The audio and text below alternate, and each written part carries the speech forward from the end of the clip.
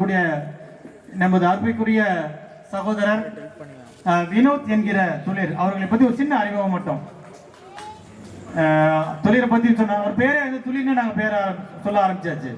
ஏன்னா அவருடைய உண்மையான பெயர் வந்து வினோத். ஏன்னா அவர் நிறைய இதழ்கள், புத்தகங்கள், நிறைய வாசிப்புகள், நிறைய இலக்கிய கூட்டங்கள், நிறைய பள்ளிகளுக்கு ஒரு விழிப்புணர்வு நிகழ்வு, அது மாதிரி நிறைய நிகழ்ச்சிகள் நடத்திட்டு இருக்கிறாரு. நான் கூட யோசித்தேன். நானும் ஒரு சார் வந்து பார்த்தீங்கன்னா கொஞ்சம் யோசிதான் ஜெயராஜ் சார் நாங்கள் கொஞ்சம் யோசித்தோம். ஏன்னா மொத்தமாக கூட நாங்கள் சொல்றதுக்கு ஏதாவது இருக்குங்கன்னு யாராவது சொல்லிட்டால் என்ன செய்யறது அப்படி கூட யோசித்தோம். அதுக்கப்புறம் சாருங்கிட்ட கொஞ்சம் நாங்கள் சொன்ன உடனே நல்லா இருக்கே செய்யலாமே அப்படின்னு சொன்னாங்க. முதல்ல அந்த குழுவிற்கு நம்ம சங்கத்திற்கு முதல்ல நன்றி. ஏன்னா இந்த மாதிரியான ஒரு நிகழ்வுகளை கொடுக்கறதுக்கே நீங்கள் முதல்ல அனுமதிக்கணும். அது ஒரு பெரிய விஷயம். அது பார்த்தீங்கன்னா நிறைய விழிப்புணர்வு நிகழ்வு நிறைய நடத்திட்டு இருக்காங்க சார். நிறைய பள்ளிகளுக்கு போறாங்க. நீங்க என்ன தலைப்பு சொன்னாலும் சரி, அருமையா அதை பத்தி பேசுறதுக்கு அவரு அந்த அளவுக்கு ஒரு நாலேஜ் உள்ள ஒரு சிறந்த நபர். நிறைய இலக்கியங்கள், நிறைய புத்தகங்கள். சமீபத்தில் கூட பாத்தீங்கன்னா நெகிழி விளையும் நிலம் அப்படின்னு சொல்லி ஒரு வித்தியாசமான ஒரு கவிதை புத்தகம் நம்ம மதுரையில வெளியிட்டாங்க. அது மட்டும் இல்ல, நிறைய புத்தகங்கள் அவரை பத்தி சொல்லணும்னா நம்ம பட்டிமன்றம் நடத்துற அளவுக்கு 1 மணி நேரம் ஆகும். அவ்வளவு நிகழ்ச்சிகள் அவர்கிட்ட இருக்கு. நமக்கு நேரம் குறைவுன்றதுனால கொஞ்சம் சுருக்கிக்க வேண்டியதா இருக்கு. நான் சொன்னது எல்லாம் உண்மையா இல்லையா எங்களுக்கு? அது மட்டும் இல்ல, எங்களுக்கு நெருங்கிய நண்பர். அதனாலே நாங்க கேட்ட உடனே முதல்ல சரி சொல்லி ஒத்துக்கிட்டாரு. அதுக்கே நாங்க முதல்ல அவருக்கு நன்றி சொல்லிக்கணும். அது மட்டும் இல்லாம கூட வந்திருக்கக்கூடிய எங்கள் சகோதரிகள், சகோதரர்கள், அவங்களுக்கும் முதல்ல நன்றி. ஆடியில விதவதச்சோம், ஐப்பசியில களை எடுத்தோம். ஆடியில விதவதச்சோம், ஐப்பசியில களை எடுத்தோம். கார்த்திகையில் கதிராச்சு, கலனியெல்லாம் பொண்ணாச்சு. சுத்த சம்பா நெல்லு குத்தி முத்தத்துல பொங்க வச்சு, சுத்த சம்பா நெல்லு குத்தி முத்தத்துல பொங்க வச்சு, குத்து விளக்கு ஏத்தி வச்சு கொண்டாடி மகிழ்ந்துடுவோமேடி தங்கமே தங்கம். தை பிறந்தா வழி பறக்கும் தங்கமே தங்கம், தங்கச்சம்பா நெல் விளையும் தங்கமே தங்கம் என்று வரதகாசியின் பாடல் வரிகளை போல இந்த தை திருநாள், தமிழர் திருநாளில் உங்கள் இல்லங்களிலும் உங்கள் உள்ளங்களிலும் வழியும் ஒளியும் பிரகாசமாக பிறக்கட்டும். இந்த தை திருநாளில் மிகச் சிறப்பாக இந்த 15ஆம் ஆண்டு பொங்கல் விழாவை மிகச்சிறப்பாக நடத்தி கொண்டிருக்கிற அருணாச்சல ஈஸ்வரர் குடியிருப்போர் நலச்சங்கத்தின் அனைத்து பொறுப்பாளர்கள், மிக குறிப்பிட்டு சொல்ல வேண்டும் என்றால் அதன் தலைவர் மதிப்பிற்குரிய ஐயா ஐயர் அவர்கள், மதிப்பிற்குரிய அதன் செயலாளர் ஐயா மோகன் அவர்கள், என்னை இந்த நிகழ்விற்கு ஆற்றுப்படுத்திய எங்கள் தோழர்கள் தலைமை ஆசிரியர் ஐயா ஜெயராஜ் ஐயா அவர்கள், மதிப்பிற்குரிய ஐயா பட்டதாரி ஆசிரியர் உச்சிக்காலை அவர்கள். அவங்க யாரும் சொல்லாதீங்கன்னு நாங்கள் பேரை நான் வம்படியா சொல்றேன். என்னன்னா மாமன்ற உறுப்பினர் மதிப்பிற்குரிய ஐயா மாமன்ற உறுப்பினர் அவர்கள் இந்த நிகழ்வை தொடங்கி வைத்தார். ரொம்ப சிறப்பாக இருந்துச்சு. மாமன்ற உறுப்பினர் பேசும்போது தான் தோணுச்சு, இவரே இந்த போடு போடுறாரு, நாம என்ன பண்ண போறோம் அடுத்து என்ற மாதிரி. காலையிலிருந்து இந்த நிகழ்வு சிறப்பாக கொண்டாடுறீங்க. நான் அந்த அழைப்பிதழ் பார்த்தேன். ரொம்ப வியப்பு என்னன்னா, கோல போட்டின்னு ஒன்று போட்டிருந்தீங்க. நடுவர் பார்வையிடும் நேரம் காலை 6 மணி இன்னும் போட்டிருந்தீங்க. எனக்கு என்னன்னா, 6 மணிக்கு நடுவர் பார்வையிடணும்னா எத்தனை மணிக்கு கோலம் போடணும்? நைட்டு தூங்கல, 4 மணி 5 மணிக்கு இன்னைக்கு 2K கிட்ஸ் எழுப்புனா நடுராத்திரி 4 மணிக்கு எழுப்புறாங்களே. இவங்க கூட சேர்ந்தது சேர்க்க சரியில்லைன்னு நம்ம பக்கமே வர மாட்டாங்க. ஆனா எவ்வளவு ஒரு ஆரோக்கியமான ஒரு போட்டிய இந்த குழந்தைகளை இப்ப இருந்தே ஆற்றுப்படுத்துதல் இருக்கு இல்லையா, அது மிக முக்கியமான பணி. அந்த பணியை ரொம்ப சிறப்பா அதை எடுத்து செஞ்சீங்க. அதுவும் இன்னைக்கு சூழல்ல ஒரு நாள் முழுக்க பொங்கல் விழாவை நான் அந்த நிகழ்வோட நிகழ்ச்சி நேரில் பார்த்தேன். காலையில 6 மணில இருந்து இப்ப வரைக்கும் தொடர்ச்சியா நிகழ்ச்சி இருக்கு. என்னால பெரிய வியப்பு. ஏன்னா இங்க பாரதிய இலக்கிய பேரவையோட நிறுவனர் மதிப்புக்குரிய ஐயா முருகன் வந்திருக்காரு. நாங்க நிறைய இடங்கள்ல பேசுவோம். இன்றைக்கு தமிழர் பண்பாடு, தமிழர் நாகரிகம், இன்றைய சிந்தனை இந்த குழந்தைகளுக்கு போகுதா?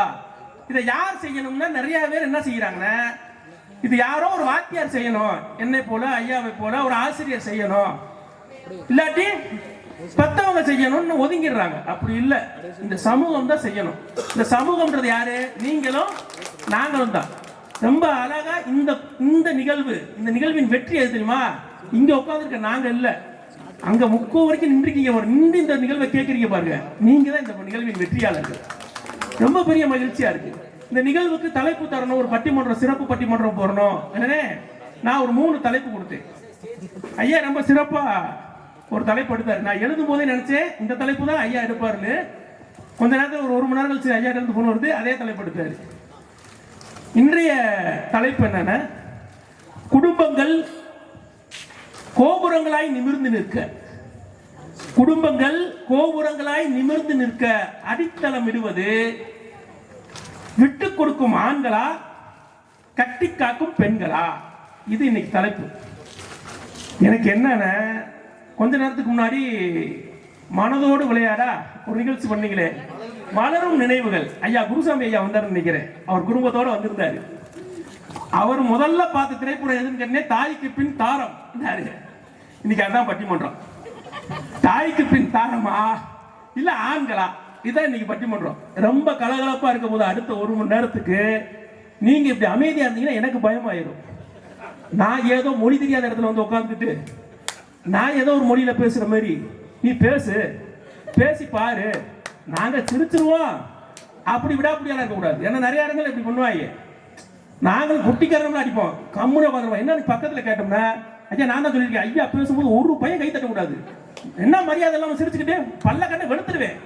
ஏயா குடியே இருக்கிற, அவங்க சிரிக்கணும் கை தட்டணும் தானே இவ்வளவு தூரம் நாங்க வந்து பேசுறோம் என்ற மாதிரி. ஆனா நம்ம பிள்ளைங்க அப்படி இல்லை.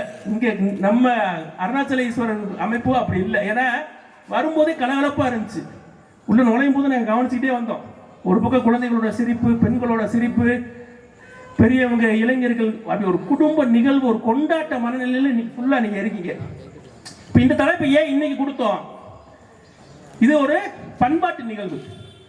குடும்பங்கள் கோபுரங்களாய் நிமிர்ந்து நிற்க ஆண்கள் முக்கியமா, பெண்கள் முக்கியமா? அதுவும் விட்டு கொடுக்கும் ஆண்களா, கட்டி காக்கும் பெண்களா? இது இன்னைக்கு தலைப்பு. இன்னைக்கு குடும்பமே பெரிய சிக்கலா இருக்கு. இன்னைக்கு குடும்பம், ஒரு காலத்துல ரியல்ல குடும்பம் நடத்துறோம், இன்னைக்கு ரீல்ஸ்ல குடும்பம் நடத்துறாங்க. காலையில எந்திரிச்சல இருந்து ரீல்ஸா தான் போடுறாங்க. அது எதுல முடிக்கிறாங்களோ இல்லையா, கேமரா ஆன் பண்ணி தான் வீட்டவே திறக்கிறாங்க. Couple vlogs, tour vlogs, bathroom vlogs எல்லாத்துக்கும் வந்துட்டாங்க. இன்னும் எதுக்குள்ள வரலன்னு தான் தெரியல. எல்லாத்துலயும் ஒரு கேமரா வச்சிருக்கான். இது என்ன நிலைமையில இருக்கான்? ஒரு பிள்ளை இப்ப பேசிக்கிறாங்க வரும்போது, ஒரு கணவன் மனைவி ஒரு 10-15 வருஷத்துக்கு முன்னாடி நம்ம 2 பேரும் எப்பவும் சந்தோஷமா இருந்தோம். உடனே அவர் கேட்கிறாரு, 10-15 வருஷத்துக்கு முன்னாடி நம்ம 2 பேரும் கல்யாணமே பண்ணல, அதனாலதான் சந்தோஷமா இருந்தோம். குடும்பம் அப்படி ஆகி போச்சு. குடும்பம் இணைந்து இருந்தா சந்தோஷம். ஏன்னா குடும்பம் என்பதை கொடுக்கும் இன்பம், அதுதான் அர்த்தம். ஆனா இவங்க சந்தோஷம்ன்றது வெளியில இருந்து பெறுவதாக இன்றைய இளைஞர்கள், இன்றைய 2K கிட்ஸ் நினைச்சுக்கிறாங்க. அப்ப எது குடும்பம்? இப்ப எங்க இதுல கேட்பாருங்க, அப்பெல்லாம் கத்துவாங்க. ஒரு பாத்தீங்கன்னா எங்க காலத்துல கரடியா கத்துறேன், உனக்கு காது கேட்கலையா, என்ன நினைச்சுக்கிற, என்ன அர்த்தம், என்ன அர்த்தம், கரடி பாச எனக்கு தெரியலன்னு அர்த்தம். அந்த அம்மா சொல்லிடும். ஒரு சாப்பாட்டுல பிரச்சனை, எல்லாத்துலயும் நாம இந்த ஜனவரி பிறந்துருச்சா ஒரு முடிவெடுப்போம், இன்னையில இருந்து பொய் சொல்லக்கூடாது. எல்லா ஆண்களும் முடிவெடுப்போம், இன்னையில இருந்து பொய் சொல்லக்கூடாது. நம்ம முடிவெடுக்கிற நேரம் தான் வீட்டுக்காரமா வரும். சாப்பாடு எப்படி இருந்துச்சு, இப்போ இந்த முடிவை விட்டு கொடுக்கறதா இல்ல அந்த அம்மாவுக்கு உண்மையா இருக்கிறதா? சிக்கல் அங்கதான் வரும். ஏன்னா முதல்ல பேர் வச்சுட்டு குழம்பு வைப்பாங்க. இப்ப குழம்பு வச்சுட்டு அதுக்கு என்ன பேர் வைக்கலாம்னு குடும்பமே உட்காந்து பேசிக்கிட்டாங்க. காலைல ஒரு வீட்டுக்கு போறேன், குடும்பமே உட்காந்து சுரண்டிக்கிறாங்க. என்னங்க சுரண்டிங்க, அடுப்பு பாத்துறது எதுவும் துரு பிடிச்சு போச்சா இல்ல எதுவும் கருப்படிச்சிருச்சாண்டா, பொங்க வச்சிருக்காங்க. அந்த லட்சணத்துல குடும்பமே உட்காந்து சுரண்டிக்கிருக்காங்க. சுரண்டா அது எப்பறம் பொங்கலாங்க? அந்த லெவல்ல போய்க்கிருக்கு நீங்க குடும்பம். ஒரு அம்மா வேகமா சொல்லுது, ஏங்க நீங்க என்னதான் நல்ல மனுஷனா இருங்க, இன்னைக்கு ரசம் வச்சுனே புளி தண்ணி ஊத்த மறந்துட்டீங்க, அது சொல்ல வேணாமான்னு இருக்கு அந்த அம்மா. நீ ரசம் வைக்கிறேன்னு சொன்னப்பே என் வயிற்றுல புளிய கரைச்சிருக்குமா, அதனால அது ஒன்றும் பெருசா தெரியல எனக்கு. அந்த அம்மா அந்த மாதிரி ஓடிக்கிட்டு இருக்கு. நம்ம காலத்துல என்ன செய்வோம்னா, முடி விழுகும், இலையில விழுந்தா நம்ம அப்பா எல்லாம் கத்துவாரு, என்ன சொல்றாங்க, ஒரு சுத்தம் பத்த வேணாமா, சோத்துல முடி கிடக்கு, ஏன்னா அன்னைக்கு முடி இவ்வளவு நீளத்துக்கு இருக்கும் அவங்களுக்கு, அதனால விழுகும். இன்னைக்கு முடி விழுந்தா முதல் நமக்கு என்ன டவுட், இது யார் முடின்றது முதல் டவுட். விக்கோட முடியா சௌரி முடியா இல்ல நம்ம வீட்டுக்காரம்மா முடிதானா என்ன ஒரு டவுட் இருக்கும் நமக்கு. இப்ப என்ன ஆகி போச்சுன்னா முடி விழுந்தனே சொல்றியா டக்குன்னு இதை சொன்னோம்னா அடுத்த வேலை இந்த சோறும் கிடைக்காது. இந்த முடி உன் தலையில இருந்தாலும் அழகு, இலையில இருந்தாலும் அழகுமா என்ன அவன் முடிச்சிருக்கியா ஒரே வார்த்தையில. நமக்கு இந்த சாதுரியம் கிடைக்கல, இந்த சாதுரியம் நமக்கு தெரியல. இன்னைக்கு பிள்ளைங்க அப்படி பழகிறான். நேத்து ஒரு அம்மா சண்டை போட்டுருக்கு. அந்த ஆள் சாப்பிட்டு இருக்காரு, சாப்பிடும்போது சோத்துல கல் இருக்கு. எங்க வீட்டுல தட்டு பறக்கும் கல் இருக்குன்னு. நான் இல்ல, நம்ம அந்த அளவுக்கு தைரியசால இல்லை, நீங்க நினைச்சிடாதீங்க. எங்க அப்பா காலத்துல தட்டு பறக்கும். அவரு உனக்குள்ள 2 கண்ணு இருக்கா இல்லையா, கல் இருக்கு, அரிசியை பார்த்து அரிசி போட மாட்டியா? உடனே அந்தம்மா உனக்கு 32 பல்லு இருக்கா இல்லையா, 2 கல்லு தானே, அதை எடுத்து அரைச்சு தின்ட்டு போக வேண்டியதானே. பதிலே சொல்ல முடியல நீ கிட்ட. ஏன்னா குடும்பம் அந்த லெவல்ல நடத்திட்டு போறாங்க. நம்ம என்ன சொல்றோம், இப்ப நாங்களாம் சேர்ந்து உட்காந்து சாப்பிடுவோம் பள்ளிக்கூடத்துல. மதிய உணவு வரையில ஆசிரியர்கள் என்ன செய்வோம், டிஃபன் செய்யணும். இப்படி ஒரு ஃபேக்டரியில் உட்காந்து சாப்பிட்டு இருக்காங்க தொழிலாளர்கள்லாம்.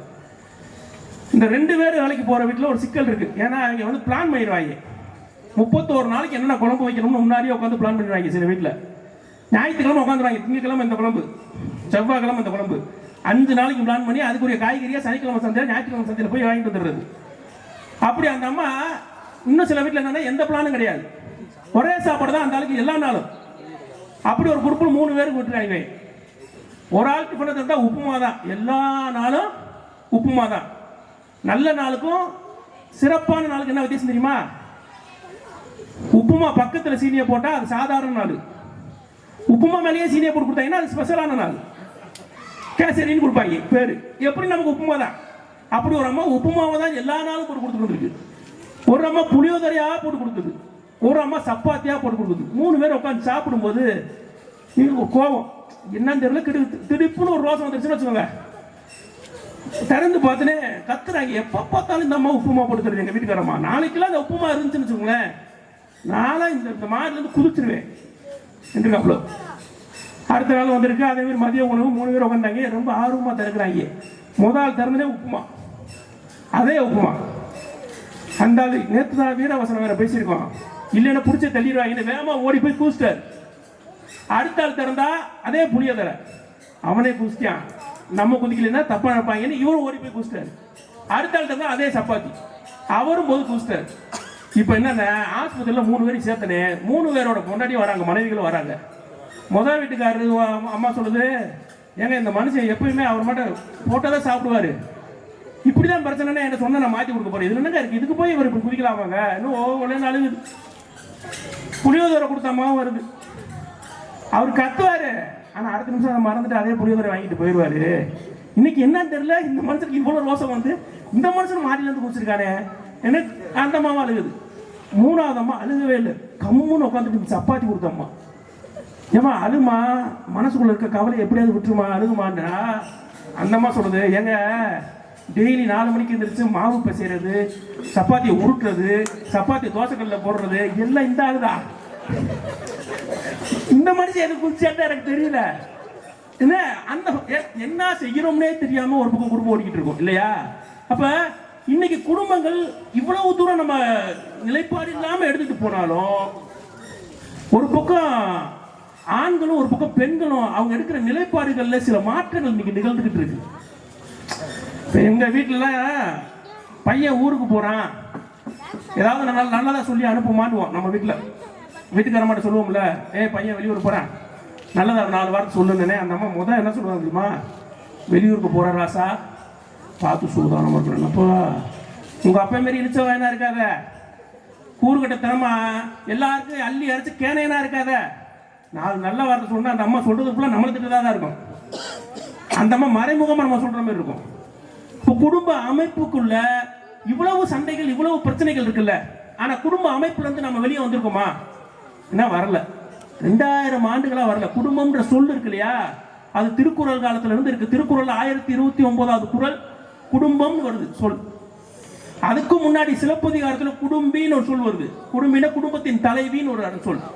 அப்ப 2000 ஆண்டுகளாக குடும்ப அமைப்பை நாம சிதையாம வச்சிருக்கோம். இவ்வளவு சண்டை இருக்கு, இவ்வளவு சச்சரவு இருக்கு. காலையில எந்திரிச்சா சண்டை நாடுறோம் இல்லையா?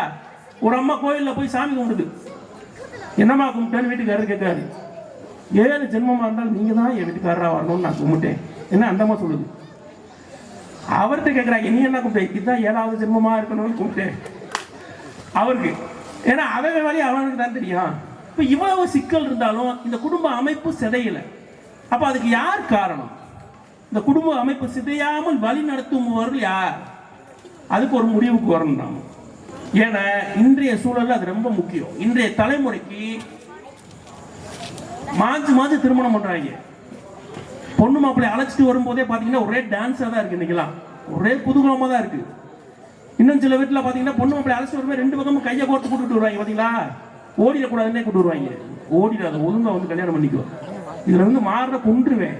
அதுல இந்த ஆம்பளை எல்லாம் சொல்லுவாங்க, கல்யாணம் பேசியாச்சு, கொஞ்ச நாளைக்கு வீட்டை விட்டு வெளியே போகாதரா, வீட்டுக்குள்ளேயே இருறான்னு சொல்லுவாங்க. எதுக்கு தெரியுமா? வீட்டுக்குள்ளேயே இருந்து பழகு, இனிமே உனக்கு தான் கதி, இப்பயே பழகிக்கூடான்றது. அப்ப இவ்வளவு சூழல்கள்லையும் இந்த குடும்ப அமைப்பை சிதையாம நம்ம வைக்கிறதுக்கு ஒரு காரணம் இருக்கு. அது யார் கையில இருக்கு? விட்டு கொடுக்கும் ஆண்களால் குடும்பங்கள் இன்றளவும் கோபுரங்களாய் நிமிர்ந்து நிற்கிறதா, இல்ல கட்டி காக்கும் பெண்களால் இந்த அமைப்பு இன்னும் குடும்பங்கள் கோபுரங்களாய் நிமிர்ந்து நிற்கிறதா? இந்திய சமூகத்தை உலக அரங்கத்துல நம்ம தனித்து தெரிவதற்கான இந்த குடும்ப அமைப்பு தான். இந்த அமைப்பு தான் நம்மை மற்ற உலக நாடுகளிலிருந்து வேறுபடுத்தி காட்டுகிறது. அப்ப இந்த அமைப்பின் அடித்தளம் எது? இது யார் கண்டுபிடிக்கணும் இல்லையா? அதுக்கு தான் இன்னைக்கு வச்சிருக்கோம். யாரும் சீரியஸா எல்லாம் பேச மாட்டாங்க. எந்திரிச்சு ஓடிடுவோம்னு நினைக்காதீங்க. பின்னாடி 2 பேரை வேற போட்டுருக்கோம் நாங்க காவலுக்கு. யாராவது போனாங்கன்னா பிடிச்சி வந்து உட்கார வச்சுருங்க. அதனால 2 பேருமே 2 தரப்புமே அடுத்த ஒரு 30-40 நிமிடத்துக்குள்ள அவங்க திரும்ப ஆளுக்கு 5-6 நிமிடத்துல பேசி முடிச்சிருவாங்க. மிக சிறப்பாக பேசக்கூடிய பேச்சாளர் பெருமக்கள் வந்திருக்காங்க. குடும்பங்கள் கோபுரங்களாய் நிமிர்ந்து நிற்க அடித்தளப்படுவது விட்டு கொடுக்கும் ஆண்களே என்ற அணிக்கு தலைமை ஏற்க மதுரை மாவட்ட மாதிரிப்பள்ளி ஆஸ்டின்பட்டி மாதிரிப்பள்ளியோட தலைமை ஆசிரியர் மதிப்பிற்குரிய ஐயா ஜெயவெங்கடேசன் அவர்கள் வந்திருக்காரு. அவரை அறிமுகப்படுத்துவதில் பெருமை இருக்கிறேன். இந்த அணியின் தலைமை இருக்கிறார். அவருடைய கருத்துக்கு வலு சேர்க்கும் விதமாக நாடெங்கும் நல்ல தமிழ் பரப்புகிற அன்பு தங்கச்சி பட்டிமன்ற பேச்சாளர் நல்ல சிந்தனையாளர் தங்கச்சி சிவசங்கரி அவர்கள் வந்திருக்கிறார். அவரை அறிமுகப்படுத்துவதில் பெருமை சேர்க்கிறேன். இந்த அணியை தோம்சம் பண்றதுக்கே 2 கூட்டம் வந்திருக்கு. கட்டி காக்கும் பெண்கள் தான். இங்கிட்ட ஒரு மாதிரி பள்ளினா நாங்க ஒரு மாதிரி பள்ளி வச்சிருக்கோம். ஒத்தக்கடை மாதிரி பள்ளியோட ஆங்கில பட்டதாரி ஆசிரியர் சங்கீதா அவர்கள் இந்த அணியின் தலைமை ஏற்று பேசுகிறார். அவரது கருத்துக்கு வலு சேர்க்கும் விதமாக முனைவர் வந்திருக்கிறார். எஸ்விஎன் கல்லூரியின் தமிழ்துறை முனைவர் பேராசிரியர் வித்யா அவர்கள் வந்திருக்காங்க. அரங்கம் அவர் கைகளில் ஒப்படைக்கப்படுகிறது. அடுத்த 20-30 நிமிடத்துக்கு அவர்கள் தான் உங்களை நீங்க கைத்தட்டதை வச்சு தான் முடிவுக்கு வரணும். நீங்க கம்முன்னு இருந்தீங்கன்னா நான் எனக்கு குழப்பமாயிடும். நீங்க சரியா தான் பேசுறாங்களா இல்லையா, இல்லை நாம என்ன சொல்றதுன்னு குழப்பம் வந்துடும். அதனால உங்களுடைய கைத்தட்டல்களை நல்ல பலத்த கைத்தட்டல்களை கொடுத்து இவர்களை வழிநடத்துங்க. முதலாவதாக குடும்பங்கள் கோபுரங்களாய் நிமிர்ந்து நிற்க அடித்தளமாக நிற்பது விட்டு கொடுக்கும் ஆண்கள் தான். ஏதோ ஒரு தைரியத்தில் பேச வரான்னு வச்சுக்கோங்களேன். ஒரே ஒரு அண்ணா இருக்காரு, பேசித்தான் ஆகணும். அவரும் இல்லைன்னா அந்த அணி பலவீனமாயிரும். இன்னைக்கு கம்பீரமா வந்திருக்காரு. அதனால இன்னைக்கு அவர் போடுற போர் என்ன இருக்குன்னு தெரியல. வாங்க ஜெயவெங்கடேசன் ஐயா ஆரம்பிங்க.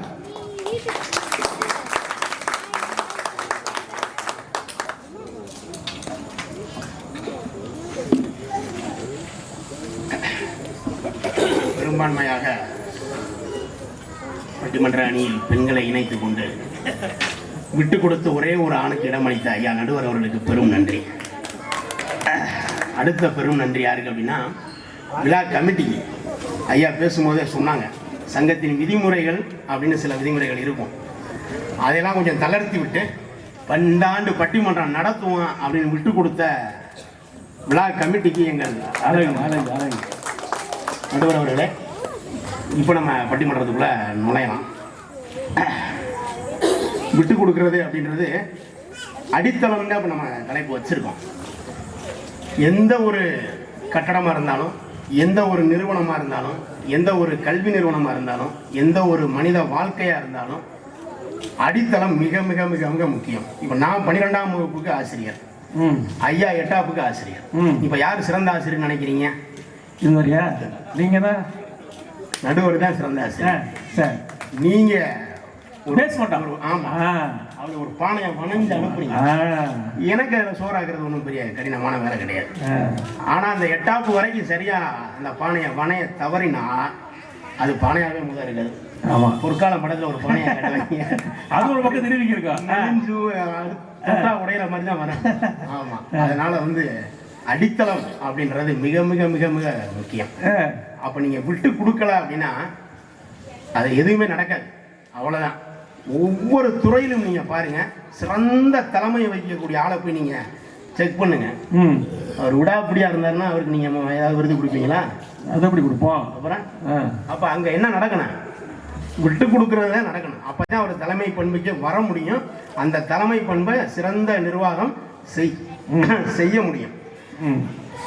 ஒரு ரகசியம் சொல்லிடுவா, மீண்டும் ரகசியத்தை மைக்கில் சொல்ற முதல் ஐயா 2-3 நாளைக்கு முன்னாடி பேசும்போது தலைப்பை என்கிட்ட சொல்லிட்டு, எப்பவும் போல நெருக்கம் அதிகம்ன்றனால ஐயா நீங்க எந்த தலைப்பை எடுத்துக்கிறீங்க அப்படின்னு கேட்டாரு. எனக்கு விருப்பம் வந்து இந்த தலைப்பு தான். கட்டி காப்பான் பாலை இப்படி போட்டிக்கிட்ட முதல் பாலே அவுட் ஆயிரும். ஆனா ஐயா இல்லைங்க, நீங்க இந்த தலைப்பு எடுத்துக்கங்க அப்படின்னு அவருக்கான ஆலோசனைய, அவருக்கு மனசுக்குள்ள இருந்த ஆலோசனையை எனக்கு சொன்னாரு. அங்கேயே நான் விட்டு கொடுத்துட்டேன்.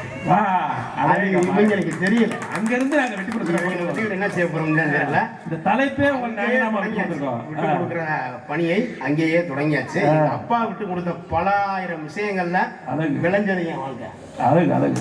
எங்க அப்பா நிறைய விஷயம் விட்டு கொடுத்துருக்காரு. இது எங்க அப்பான்னு கிடையாது, எல்லா தகப்பனும் விட்டு கொடுத்த வாழ்க்கை அம்பட்டு பேர் வாழ்க்கை. ஆமா, அம்மாக்கள் விட்டு கொடுக்குறாங்களா அப்படின்னா விட்டு கொடுக்குறாங்க, இல்லைன்னா மறுக்கல.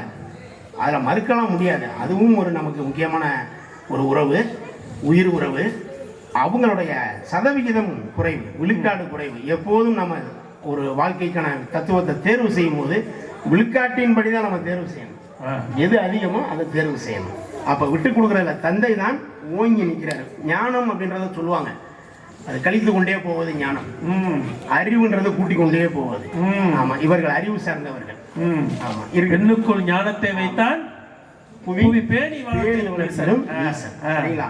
அதனால வாழ்க்கைன்றது நம்மளுக்கு நிறைய விஷயங்களை சொல்லி கொடுத்துக்கிட்டே இருக்கு. ஒரு முக்கியமான விஷயம் நம்ம தமிழ் சொல்லுது சங்க இலக்கியத்துல. அங்க எந்த ஒரு அந்த பாட்டுல பெண் கதாபாத்திரமே வரல. கதாபாத்திரம் வருது, ஆனா பாடல் எதை அழுத்தமா அழுத்தி சொல்லுது அப்படின்னா, கேட்ட கதை தான், எல்லாருமே கேட்டிருப்பாங்க. 2 யானைகள் தண்ணி குடிக்க போகுது. எல்லாருமே கேட்டிருப்பீங்கல்ல. இப்ப கதை புரிஞ்சிருச்சுல. யாரு விட்டு கொடுத்தா? ஆண் யானை தான் விட்டு கொடுப்பா. ஏன்னா அவங்க தான் இழிச்சவாங்க. அப்படியே போய் தும்பிக்கை தண்ணியில வச்சிருக்கோம். அந்த இழிச்சவாய யானை தான் விட்டு கொடுக்கும். ஆனா அந்த இடத்துல அது இழிச்சவாய யானை கிடையாது. குடும்பத்துக்காக தன்னை இழிச்சவாயன் ஏத்துக்கிறது. தன்னோட பண்பை உயர்த்தி பிடிச்சு தன்னோட மானத்தை கூட வச்சுக்கோங்களேன். எல்லாம் இழந்துதான் குடும்பத்தை காப்பாத்துது. அந்த ஆண் யானை பேசாம இருக்கும், பெண் யானை குடிக்கட்டும்னு. அப்புறம் அந்த பாட்டு என்ன சொல்லணும், அப்படியே 2 யானையும் குடிக்காம இருக்கும், தண்ணி அப்படியே இருக்கும். இது அடுத்த விஷயம். ஆனா ஆண் யானை குடிக்காம காத்து இருக்குல விட்டு கொடுத்து, அது இன்னொரு பாட்டுலயும் அதே பாலை நிலத்துல 2 மான் போது. அங்கேயும் என்னப்பா அப்படின்னா செக் பண்ணா ஆண் மான் தான் பேசாம, ஆண் மான் வாய் மட்டும் தான் வச்சிருக்கோம், அப்படியே பேசாம ஆக்சன் மட்டும் பண்ண ஆக்சன் மட்டும் இருக்கேன். பெண் மான் குடிச்சிட்டு போட்டேன் அப்படின்னு சங்க இலக்கியம் சொன்னதுக்கு அப்புறம் என்னத்தை நம்ம மான்ல இருந்து மனுஷன் வரைக்கும் ஆங்கில ஆசிரியர் சங்க இலக்கியம் வாசிக்கலாம்னு இந்த இடத்துல பரிந்துரைக்கிறேன். ஆமா, இந்த ராணுவத்துக்குலாம் ஆண்கள் போறாங்கல்ல, நீங்க எண்ணிடுவீங்களா அவன் விட்டு கொடுத்துறேன் எவ்வளவு தியாகம் பண்றான், பெரிய தியாகி. ஆமா, வெளிநாட்டுக்கு வேலைக்கு போறான், அவன் விட்டு கொடுத்தது எத்தனை இப்படி நீங்க எண்ணிக்கிட்டு இருந்தா என்னத்தை நீங்க எண்ணிய தீர்ப்பு சொல்லி விடுஞ்சிடும். அவ்வளவு இருக்கு அந்த ராணுவத்துக்கு செல்லக்கூடிய அந்த வீரனுடைய வாழ்க்கையும், வெளிநாட்டுக்கு செல்லக்கூடிய அவனும் வீரன் தான். ஆமா, அவன் வேலைக்கு போறான், வேலை விஷயம், அதுவும் ஒரு வீரன் தான். வள்ளுவர் சொல்றாரு, போர்க்களத்தில் இருக்கக்கூடிய வீரன் மட்டும் வீரன் கிடையாது, குடும்பத்தை செம்மையா நடத்துறாங்க பாருங்க, அவனும் வீரன். அவனும் வீரன், களத்துல வீரன், இது குடும்பத்துல வீரன். இரண்டும் ஒன்றுதான். நம்ம நினைச்சுக்கிற கூடாது அம்பானி கம்பெனி தான் பெரிய கம்பெனி, அதுக்கு தாயா பெரிய நிர்வாக திறமை வேணும், பெட்டி கடைக்கு பெரிய நிர்வாக திறமை வேணும். நீங்க தவறி பாருங்க, நிர்வாக திறமை தவறி பாருங்க, பெட்டி கடை இருக்காது. அதனால ரொம்ப கவனிக்க வேண்டியது தனி குடித்தனம். இப்ப கை தூக்குங்கன்னு சொன்னா எல்லாருமே தூக்கிங்க ஆகணும். யாராவது கூட்டு குடும்பம் இருக்கீங்களா? இல்ல ஒரு அம்மா சொல்லிச்சு என்கிட்ட, நாங்க கூட்டு குடும்பம்னுச்சு. எனக்கு ஒரே ஆச்சரியம், அடேங்கப்பா இந்த காலத்துல இப்படி ஒரு குடும்பமா, ரொம்ப சந்தோஷமானு கட்டி எப்படி கூட்டு குடும்பம், நானே என் புருஷன் இருக்கோம். அவங்க சேர்ந்துருக்கதே பெரிய அவங்க ரெண்டு சேர்ந்துக்கதே கூட்டு குடும்பம் இருக்காங்க. அப்படி புரிஞ்சுக்கிட்டாங்க. இருந்தாலும் அந்த தனி குடும்பம்ன்றத கை தூக்கணும்னு சொன்னா இன்னைக்கு எல்லாருமே கை தூக்குறோம்ல. பெண்கள் வேகமா சொல்லுவாங்க, நாங்க எங்க பிறந்த வீட்டையே விட்டுட்டு வந்திருக்கோம். நீ பிறந்த வீட்டை மட்டும்தான் விட்டுட்டு வந்திருக்க. வீட்டுக்குள்ள வந்ததுக்கு அப்புறம் யாரை பத்தி பேசுற? அண்ணனை பத்தி பேசுற, தம்பியை பத்தி பேசுற, அம்மாவை பத்தி பேசுற, அப்பா பத்தி பேசுற. உன் குடும்பத்தை இறுதி நாள் வரைக்கும் அந்த குடும்பத்தை தூங்கி பிடிச்சு பேசிக்கிட்டு இருக்க. அந்த கொடிதான் பறக்குது வீட்டுக்குள்ள. சில நேரம் சந்தேகம் வந்திருக்கு, அது ஏன் வீடா இல்ல அவங்க வீடான்னு. நான் என் வீட்டுல இருந்து என் முட்டாட்டி கூட வாழ்றேன்னா இல்ல சில அவங்க வீட்டுக்கு நான் போய் வாழ்றேன்னு சந்தேகம் வந்து அப்படி பேசிக்கிட்டு இருக்கேன். விடிய காலம் முழுக்க ஆண் என்னைக்காச்சும் பேசியிருக்கானா? தனி கொடுத்து நான் வந்த ஆணு சொந்த அனுபவத்துல பேசவே மாட்டேன், வீட்டை பத்தி பேசவே மாட்டேன், மறந்துடுவேன். யாருக்காண்டி? மனைவிக்காண்டி, மக்களுக்காண்டி. இனிமே இந்த குடும்பத்தை பேச முடியுமா? அது வேற விஷயம். உங்க தங்கச்சியை பத்தி, உங்க அக்காவை பத்தி அடி வாங்குறதுக்கு பயந்து வாய முடலைங்க. குடும்பத்தின் நலன் கருதி, குடும்ப ஒற்றுமை கருதி, குடும்பத்தின் உயிர் நாடி விட்டு கொடுக்குறீங்க. விட்டு கொடுக்குறாங்க. ஓட்டு எங்க அம்மா வேற வழி இல்ல, இந்த குடும்பத்தை காப்பாத்தணுமே, அவங்கள தள்ளி வச்சு அவங்களுக்கு வேண்டியதை செஞ்சு கொடுத்தாங்க. அது வேற விஷயம். ஆனா அதை விட்டு கொடுத்தத எந்த ஒரு சூழ்நிலையும் சொல்லி காட்டாம அதையும் விட்டு கொடுத்தேன். கருணை மாதிரி செஞ்ச தானத்தையும் விட்டு கொடுத்தான் பாருங்க. அவன் தான் இவன். இவனும் ஒரு விதத்துல கருணை, ஒரு ஆணு கருணை வாழ்றீங்க. ஆமா, தானத்தையே தானம் பண்றான் வச்சுக்கப்போ அப்படின்ற வாழ்க்கையை வாழணும்ல. அது ரொம்ப முக்கியம். ஒரு சின்ன கதையோட நிறைவு செய்வோம். காலந்தோறும் நம்ம ஜல்லிக்கட்டு பாக்குறோம். அதுக்கு ஒரு நம்ம சமூகத்துல ஒரு கதை இருக்கு. அதுல மாடு ஜெயிக்கிறான், வீரன் ஜெயிக்கிறான். இன்னைக்கு வரைக்கும் தீர்ப்பு சொல்ல முடியல. ஆமா, நீங்களே முடியாதுன்னு சொல்ல முடியாது. ஆமா, வாய்ப்பு கிடையாது. ஏன்னா 10 மாடு ஜெயிக்க 10 வீரன் ஜெயிப்பான், மாறி மாறி நடக்கும். அப்ப அது இந்த கதை என்ன சொல்றாங்கன்னா, உழவு தொழில் இல்லாம நம்ம வாழ்க்கை கிடையாது. உணவு கிடையாது, உயிர் கிடையாது, உடல் கிடையாது, எந்த இதுவும் கிடையாது. அப்போ ஒரு போட்டி வருதான், பேசிக்கிறது. மாடு மனுஷனும் பேசிக்கிறான், நான் இல்லாட்டி உனக்கு சாப்பாடே கிடையாது. மாடு நான் இல்லாட்டி உனக்கு புண்ணாக்கு எதுவுமே கிடையாது. ரெண்டு பேருமே உணவு சார்ந்த பேசிக்கிறாங்க. அப்ப வா களத்துல மோதி பார்த்துக்கிடுவோம் அப்படின்னு சொல்லி முடிவெடுத்து களத்துக்கு வந்துடுறாங்க. வந்தா இப்ப நம்ம சொன்னதே நடக்குது. இன்றைய தேதி வரைக்கும் ஒரு மாடு ஜெயிக்குது, ஒரு வீரன் ஜெயிக்கிறான். மாறி மாறி மாறி மாறி தான் நடக்குதே ஒழிய மாடும் இறுதி வரைக்கும் வெற்றி அடையாது. அந்த இடத்துல வீரனும் இறுதி வரைக்கும் வெற்றின்னு சொல்ல முடியாது. மாடும் விட்டு கொடுத்துட்டு போயிருது, போடா இதே நான் காப்பாத்துற சாப்பாடுலாம் போறேன்னு அது விட்டு கொடுத்து போகுது. இந்த பக்கம் வீரனை விட்டு கொடுத்து போறேன், ரைட்டு போட்டான் அப்படின்னு. ரெண்டு பேரும் விட்டு கொடுக்கறதுனால மாபெரும் ஜல்லிக்கட்டை இளைஞர்கள் காப்பாத்தினாங்க. இப்ப அன்னைக்கு இளைஞர்கள் 7 நாள் பணியில படுத்து கிடந்தானே. குடும்பத்துக்கு போயிருக்கலாம், வீட்டுக்கு போயிருக்கலாம்ல. அம்மா கூப்பிடுது, அப்பா வயிறாரு, எல்லாம் வயிறாங்க. ட்ரெயினை நிப்பாட்டி விட்டாங்க, பாத்திருப்பீங்கல்ல மதுரையில. இந்தியாவுல உலகத்திலே சொல்லலாம் ஓடிக்கிட்டு இருக்க வடிவேலு சொன்ன காமெடி நடந்து போச்சு. ஒத்த கையில நிறுத்தி விட்டாங்க. வேற எந்த ஊர்லயும் நிப்பாட்டல. வீடியோ பார்க்கும்போது நமக்கு பதறிச்சு, என்னடா ட்ரெயின் வந்துகிட்டு இருக்கு, இவங்க வாட்டில் நின்றுகிட்டு இருக்காங்க. அதுவும் தப்பிக்கவே முடியாது அந்த இடத்துல. ஆத்துப்பாலம் விழுந்தா, தம்பி விழுந்தா ஆத்துக்குள்ளதான் விழணும். 2 பக்கமும் சாவு. விழுந்தாலும் செத்தியான், நின்றாலும் செத்தியான். இவ்வளவு பெரிய விட்டு கொடுத்தது வீட்டுக்கு உயிரை துச்சமா நினைச்சான். வந்தா பாராட்டு பார்ப்பான். நமக்கு பண்பாடு தான் முக்கியம், சரிங்களா? அதனால எந்த வகையிலும் நாம இந்த விட்டு கொடுக்கும் குணத்தை நம்ம விட்டு கொடுத்துடவே கூடாதுங்க. உங்களோட தீர்ப்பை எதிர்நோக்கி நாங்க காத்திருக்கோம். ஸோ ஏற்கனவே சொன்னது படிக்க என் அப்பாவோட வேர்வை தான், அவர் விட்டு கொடுத்த பல ஆயிரம் விஷயங்கள்ல தான் என் வாழ்க்கை செழிச்சு நிக்குது. இந்த இப்போ கொஞ்ச நேரத்துக்கு முன்னாடி சொன்னீங்க குடும்பம்ன்ற சொல்லி திருக்குறள் சொல்லிச்சுன்னு. உன் குடுமி என் கையிலன்னு ஒரு பழமொழி இருக்கு நம்ம ஊர்ல, ஒரு சொல்லவோட. ஆமா ஆமா, அந்த மாதிரி நீங்க மறந்துட வேணாம். விட்டு கொடுக்குற பண்பு தான் குடுமி. அந்த குடுமியை நம்ம இழந்தோம் அப்படின்னா குடும்பம் கண்டிப்பா இருக்காது. அதனால அதை ஒரு குடுமையாவே பார்ப்போம். அந்த தலைமை பண்பை நீங்களும் கட்டி காப்பாற்றணும்னு கேட்டுக்கிறேன். நன்றி, வணக்கம். மகிழ்ச்சி மகிழ்ச்சி. ரொம்ப அழகு, ரொம்ப அருமையா பேசினார் தமிழாசிரியர் வெங்கடேஷ்.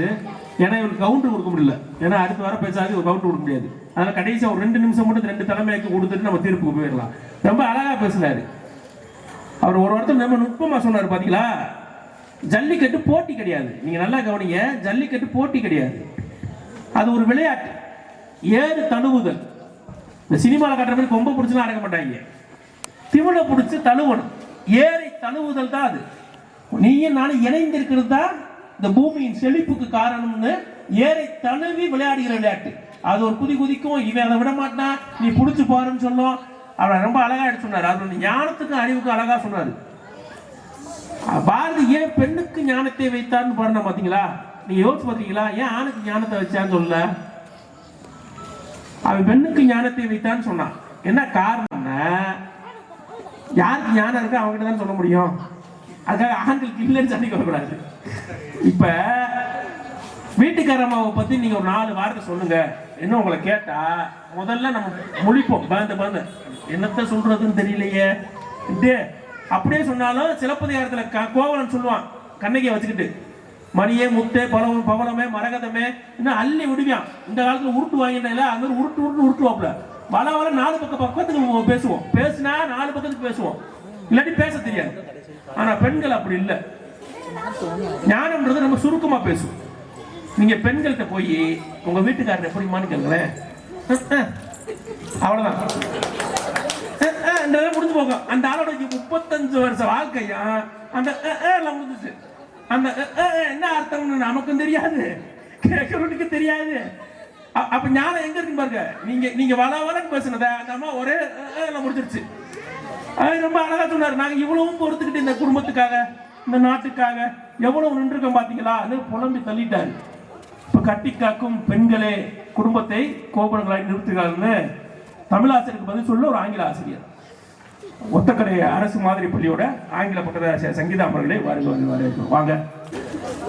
அருணாச்சல ஈஸ்வர் காலனியின் சொந்தங்களே, இந்த அருணாச்சல ஈஸ்வர் 15ஆம் ஆண்டு பொங்கல் விழா, இந்த காலனியின் சங்க குடியிருப்பு நல சங்க உறுப்பினர்களே, நடுவர் அவர்களே, பார்வையாளர்களே, அனைவருக்கும் பொங்கல் நல்வாழ்த்துக்களை சொல்லி என்னோட வாதத்தை முன்னாடி வச்சோம். விட்டு கொடுக்கறது நாங்க தான் அப்படின்னு சொல்லிட்டு ரொம்ப உங்களோட ஓட்டெல்லாம் வாங்கிட்டு போயிருக்கிறாரு எங்க அண்ணன். அதெல்லாம் நம்ம பக்கம் திருப்பணும் இல்ல, உண்மையை உறக்க பேசுவோம். நம்ம பெண்கள் அப்படிதானங்க, உண்மையா உள்ளது உள்ளபடி பேசுவோம். எங்களுக்கு கூட்டி பேச தெரியாது, குறைச்சு பேசலாம் தெரியாது. விட்டு கொடுக்கும் ஆண்களேங்கிறது மேடையை பார்த்தாலே உங்களுக்கு தெரியும். அந்த பக்கம் பேச ஆளே இல்லை. நம்ம எல்லாம் இருந்தா ஒருத்தவங்க விட்டே கொடுத்துருக்கீங்க. ஆமா, அதாவது இந்த குடும்பத்தை ஒரு 4 வகையா பார்க்கலாங்க. இந்த தலைவர்களை வச்சு, இந்த குடும்ப தலைவர்களை வச்சு ஒரு 4 வகை, 4 ரகம். அதுல முதல் தலைவர் எப்படின்னா தங்கமான ராசா. இந்த தங்கமான ராசா என்ன பண்ணுவாருன்னா, அவரோட சம்பாத்தியத்தை தனக்கு தேவை போக, தனக்கு தேவையான சில விஷயங்களுக்கெல்லாம் போக மிச்சத்தை வீட்டுக்காரங்க கையில கொடுத்துருவார். அவர் என்ன பண்ணுவாரு, இந்த அம்மா என்ன கரண்ட் பில்லு கட்டுதா, வாடகை கட்டுதா, இல்ல பிள்ளைங்களுக்கு ஸ்கூல் பீஸ் கட்டுதா, இல்ல செய்முறை சீராட்டு செய்தா, இது எதுக்கும் பொறுப்பெடுத்துக்க மாட்டார். எல்லா தலைவலியையும் தூக்கி பெண்கள் தலையில, அதாவது வீட்டம்மா தலையில தூக்கி வச்சிருவாரு இந்த தங்கமான ராசா. இந்த அம்மா கொடுக்கற காசுக்குள்ள சிறுவாட்டு காசு சேர்த்து பத்தாததுக்கு வீட்டிலேயே உட்காந்து தையல், பூ கட்டுறது, பீடி சுத்துற பெண்கள் எல்லாம் பார்த்திருக்கிறோம். அந்த மாதிரியான வேலைகள் எல்லாம் செஞ்சு காசு சேர்த்து வச்சு பிள்ளைங்களுக்கு ஸ்கூல் ஃபீஸ் கட்டுறது, இதுல செய்முறை சீராட்டு இவங்க அக்கா தங்கச்சி வீடுகளுக்கெல்லாம் வந்துரும் விசேஷம் மாத்தி மாத்தி வைக்கிறப்ப எல்லாம் இந்த வீட்டுக்காரர் வீட்டை கௌரவமா நிப்பாட்டணும்னு சொல்லிட்டு குழுவுல காசு வாங்கி கடனை வாங்கி போய் செய்முறை செய்யறது, இது ஒரு ரகமான வீடு. அடுத்தது பாத்தீங்கன்னா நம்ம கவுன்சிலர் ஐயா பேசிட்டு போனார்ல, ஊருக்கு உழைக்கும் உத்தமர்கள். வீட்டுல என்ன நடக்குதுன்னே தெரியாது. நான் காலையில 6 மணிக்கு வெளியே போவேன், ஊர்ல உள்ள நல்ல விஷயங்கள் எல்லாம் நான் தான் செய்வேன். ஆனா வீட்டுல எங்க எது இருக்குன்னு கூட தெரியாது. வீட்டம்மா பேரை கூட மறந்துருப்பாரு. இவ நம்ம கிட்ட ஆன் த ஸ்பாட் ஸ்டேட்மெண்ட் சொல்லிட்டு போனாரு நம்ம கவுன்சிலர் ஐயா. ஆமாவா இல்லையா? நல்ல வேளை எங்க அம்மாவை நான் இங்க கூட்டிட்டு வரல, வந்திருந்தா வேற மாதிரி ஆயிருக்கும் அப்படின்னு சொல்லிட்டு போனார். பாரதியார் கூட அப்படித்தான். ஆண்கள் எப்பயுமே உண்மையை பேசுவாங்க. மாமன் ஒரு சான்று. அப்படி இருந்துதான் விட்டு கொடுக்குறோம்னு பொய்யா சொல்லிட்டு போயிருக்கிறாரு எங்க அண்ணன். பாரதியார் ஊருக்கு நல்லவர். அவங்க வீட்டுக்காரமாவை கேட்டால தெரியும், செல்லமா இருக்கு. தனி ஒருவனுக்கு உணவில்லையே இந்த ஜெகத்தினை அழித்திடுவோம்னு சொன்னார். ஆனா வீட்டுல குடிக்க கூழு கிடையாது. அப்படி குடும்பம் நடக்கும். அடுத்தது பாத்தீங்கன்னா ஆபீசர்ஸ், அடுத்த குடும்ப தலைவர்கள். இந்த ஆபீசர் எல்லாம் என்ன பண்ணுவாங்கன்னா, வீட்டுக்குள்ளேயும் ஆபீசர் தான், வெளியவும் ஆபீசர். காலையில எந்திரிப்பாங்க, பெட் காஃபி குடிப்பாங்க, வாக்கிங் போவாங்க, பேப்பர் படிப்பாங்க, குளிச்சிட்டு ரெஃப்ரெஷ் ஆகி வருவாங்க, டிஃபன் சாப்பிடுவாங்க, பேக் எடுத்துட்டு கிளம்பிடுவாங்க. எல்லாம் டைமுக்கு. அதுக்கு பின்னாடி இருக்கிறதெல்லாம் யாரு? நாங்க. முடிச்சிட்டு திரும்ப ஆபீஸ் முடிச்சு வந்த உடனே ஆபீஸ் வேலையவே திரும்ப கட்டி அழுவாங்க. வீட்டுல கட்டுனதுன்னு ஒண்ணு இருக்குன்றதே தெரியாது. இந்த ஆபீசர்கள் வைக்கிற டிமாண்ட் என்ன தெரியுமா? மனைவி எப்படி இருக்கணும்? டபுள் டிகிரி முடிச்சிருக்கணும், இன்ஜினியரிங் படிச்சவங்க. இவங்க எல்லாம் இந்த வீட்டம்மாக்கள்லாம் தன்னுடைய கனவுகளையும் தன்னுடைய ஆற்றலையும் என்ன பண்ணுவாங்கன்னா அடக்கி இவங்க வீட்டுக்கு இவங்க பிள்ளைகளுக்கு ஆயா வேலை பார்க்கணும், இவங்க வீட்டுல இருக்கிற பெரியவங்களை நாங்க டேக் கேர் பண்ணிக்கணும், வீட்டுல உள்ள வேலைகள் எல்லாம் செய்யணும். இதுக்கு பேர் என்ன தெரியுமா? நீ வீட்டுல சும்மாதானே இருக்க. என்ன பேரு? வீட்டுல சும்மாதானே இருக்க. எங்க நீங்க வீட்டுல கொஞ்ச நாள் சும்மா இருந்து பாருங்க. பாதிக்கப்பட்டவங்க பின்னாடி இருந்து கை தட்டுறாங்களே. ஆமா, வீட்டுல கொஞ்ச நேரம் சும்மா இருந்து பாருங்களேன். அடுத்ததாக இப்ப உள்ள தலைமுறையினர் கொஞ்சம் அப்டேட் ஆயிருக்கிறாங்க. அந்த பிள்ளையும் வேலைக்கு போட்டோம், நம்மளும் வேலைக்கு போவோம். ஒரு ஜாயிண்ட் ரெஸ்பான்சிபிலிட்டி இருக்கு.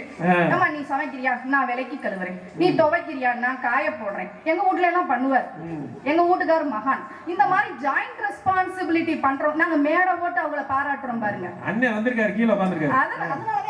அவருக்கு ஒரு மேடையை கொடுத்தாதானே அவர் பேசுவாரு. வாய்ப்பு கிடைக்கிறப்ப பாராட்டி இருந்தீங்களே. நாங்க எப்படி பெருந்தன்மையா இருக்கோம்னு பாத்துக்கங்க. இவங்களுக்கு தியாகி பட்டம் நாங்களே சொல்றோமா?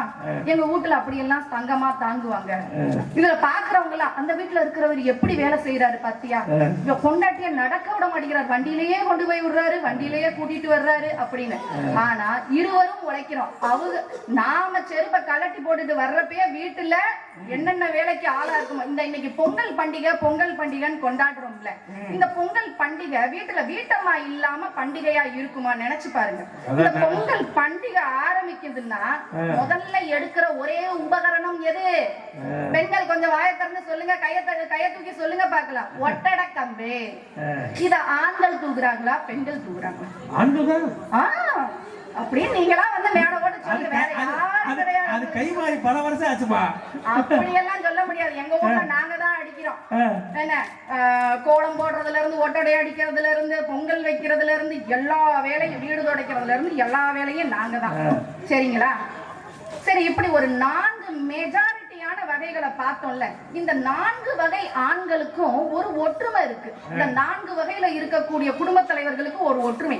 விட்டு கொடுக்கும் ஆண்கள் தான். விட்டு என்னடா தலைப்பா அவங்க பக்கமே கோல் போடுறேன் நினைக்காதீங்க. விட்டு கொடுக்குறாங்க. யார விட்டு கொடுக்குறாங்க? கட்டுன மனைவி எப்படி மேடை ஓட்டு ஊர் முன்னாடி எல்லாருக்கிட்டையும் விட்டு கொடுக்குறாங்க. 4 நண்பர்கள் சேர்ந்தா என்ன சொல்றாங்க? எப்படி சிக்கிரிக்கேன் பாத்தியா? எல்லாம் என் தலையில எழுதுனது. இப்படித்தான் 4 நண்பர்கள் சேர்ந்தா பேச்சு முடியல. மாப்பிள்ள எப்படா வீட்டை விட்டு வெளியே வருவோன்னு இருக்கு. ஆனா நாங்க கொஞ்சமாவது அவனால வீட்டுலதான் பேச முடியல. வெளியில போய் ஃப்ரெண்ட்ஸ் கிட்டயாவது பேசலாம்னா அது இப்படி மேடை போட்டு கத்துனீங்கன்னா நாங்க என்னதான் செய்யறது? அதாவது நாங்க 4 பொம்பளைங்க சேர்ந்தா என்ன தெரியுமா பேசுவோம்? எங்க வீட்டுக்காரு எனக்கு இதை செஞ்சு போட்டுருக்காரு சொல்லுவோம், குறையெல்லாம் சொல்லுவோம். ஆனா எங்க உறவினர்கள் கிட்ட எங்க அக்கா தங்கச்சி வரும் இருங்க, தங்கச்சியை விட்டு கொடுத்ததே நாங்க தாங்க. என்ன எங்க வீட்டுல எல்லார்கிட்ட எங்க தாய்மார்கள் வீட்டுல எல்லாம் நாங்க பேசுறோம் அப்படின்னு சொன்னா என்ன சொல்லுவோம்? முதல்ல குறையெல்லாம் சொல்லுவோம். ஆனா அதே ஆளுங்க எங்க வீட்டால ஒரு குறை சொல்லிட்டா விட்டுருவோமா? எப்படி என் வீட்டுக்கார பேச போச்சுன்னு அவங்களை கௌரவப்படுத்துவோம். அப்படி பேசுறவங்க உறவு வேணான்னு வெளியில வருவோம். இதுதான் பெண்களோட குணம். கட்டி காக்குறது, வீட்டை கட்டி காக்குறது பெண்கள் தாங்கய்யா. இவங்க விட்டு கொடுக்குறோம் வீட்டையே விட்டு கொடுத்துட்டு எப்படா வெளியே போவோம்னு தான் இருக்கிறாங்க ஆண்கள்.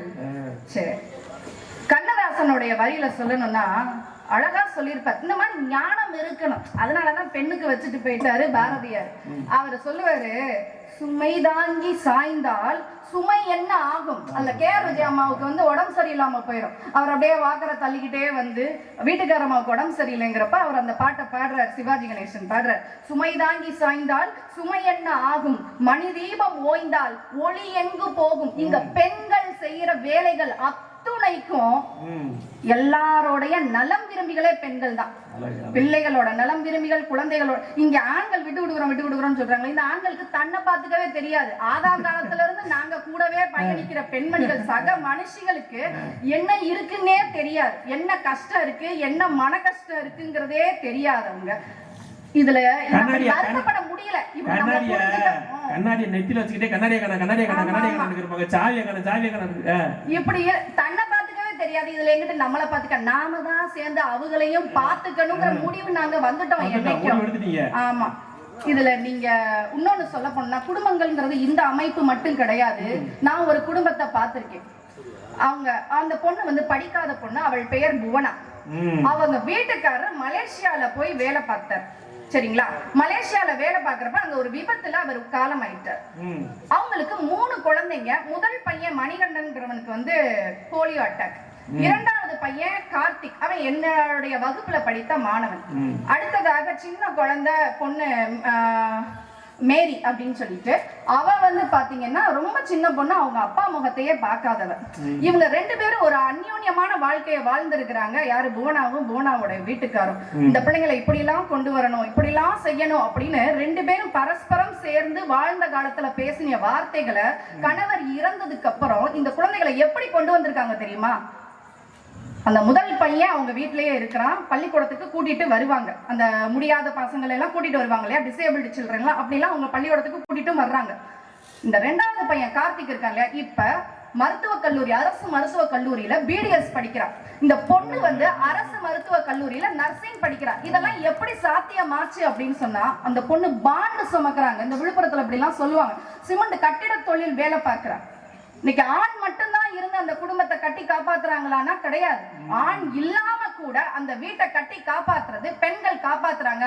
அந்த கணவனுடைய ஆசையையும் சேர்ந்து தான் உடல் உழைப்பால தன்னுடைய மெய்ய வருத்தி வருத்தி வருத்தி இந்த குடும்பத்தை கட்டி காப்பாத்துறது. குடும்பம் என்னும் கோபுரத்தை நிலைநிறுத்த கட்டி காப்பது பெண்களே பெண்களே பெண்களே அப்படின்னு சொல்லி என் வாய்ப்புக்கு நன்றி கூறி விடைபெறுகிறேன். நன்றி, வணக்கம். ரொம்ப இவர் ஓடிட்டார் பாதிலேயே. நம்ம மயக்க பிடிச்சனே அவர் ஓடிட்டார். இவங்க போடுவாங்கன்னு அவர் தெரிஞ்சிருக்கு, தப்பிச்சு ஓடிட்டாரு. தர்க்க ரீதியா நிறைய விஷயத்தை எடுத்து வச்சாங்க. நீங்க தியாகி தான். ஏன்னா தியாகின்ற சொல்லுன்னு எங்க வீட்டுல ஒரு அம்மா சொல்லுச்சு,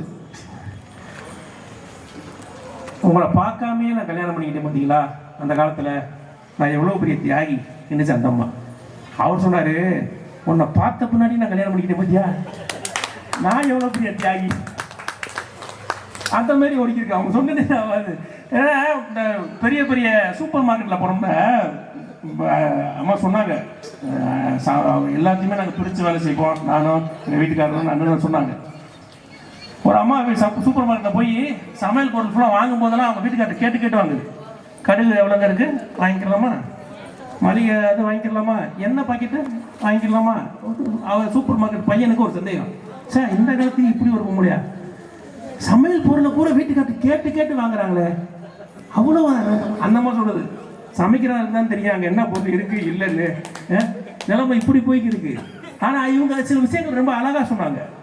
நீங்க சிங்கிள் மதர்னு பேசணும் இல்லையா, ஆள் இருந்து பார்க்கறது வேற, ஆண் துணை இல்லாம ஒரு பெண்ணாக நின்று ஒரு ஒரு மாற்றுத்திறனாளி குழந்தைய கையில வைத்துக் கொண்டு ஒரு பிள்ளைய நான் எவ்வளவு பெரிய உயரத்துக்கு கொண்டு போய் நிப்பாட்டினாங்க, ஒரு அதிகாரியை நிப்பாட்டினாங்கன்னு சொன்னாங்க இல்லையா, அதுதான் குடும்பத்தை கட்டி காக்கிறது. ரொம்ப அழகா எடுத்து வச்சாங்க, தர்க்க ரீதியா எடுத்து வச்சாங்க. அதுலயும் ஆண்கள் 4 வகை. இந்த சொல்லலாம் இனிமே எழுத்துக்கள் எத்தனை வகைப்படும் நாங்கள் ஸ்கூல்ல கேட்குற மாதிரி, இனிமே ஆண்கள் எத்தனை வகைப்படும். நாளைக்கு வந்தனே, நாளைக்கு காலையில் உங்க வீட்டில் எல்லா வீட்டுக்காரமாவும் கேட்பாங்க, எந்திரிச்சனே நேற்று சொன்னாங்க பார்த்தீங்களா, நேற்று சிலம்பஸ் படிச்சிங்களா இல்லையா, ஆண்கள் எத்தனை வகைப்படும், அதில் நீங்கள் எந்த வகை என்ன கேட்பாங்க, தயாரடிக்குவாங்க. இப்போ இவங்களுக்கு பதில் சொல்லணும். குடும்பத்தை கோபுரமாய் நிமிர்ந்து நிற்க அடித்தளம் விடுவது கட்டி காக்கிற பெண்கள்லாம் இல்லை, விட்டு கொடுக்கும் ஆண்கள் தான். ஆண்கள் பேசுறது பிரச்சனை இல்லைங்க, ஆண்கள் தான் பெண்கள் பேசணும், அதுதான் பெரிய சிறப்பு. அதில் தைரியமா வந்து நிற்கிறாங்க பார்த்தீங்களா. நாடு போற்றும் நாவரசி அன்பு தங்கை சிவசங்கரி அவர்களே அனுப்புகிறார்.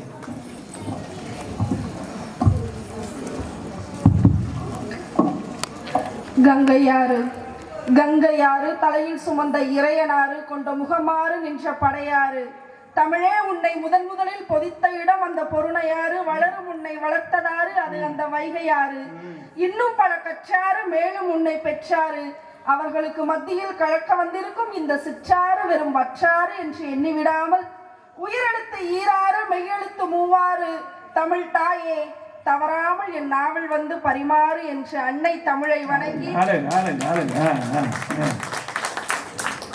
மண்ணிற்கும் விண்ணிற்கும் நன்றி சொல்லும் இந்த தை திருநாளாம் தமிழர் திருநாளின் வாழ்த்துக்களை உங்கள் அனைவருக்கும் தெரிவித்துக் கொண்டு தலைப்புக்குள்ள நம்ம நேரடியா போயிடுவோம்.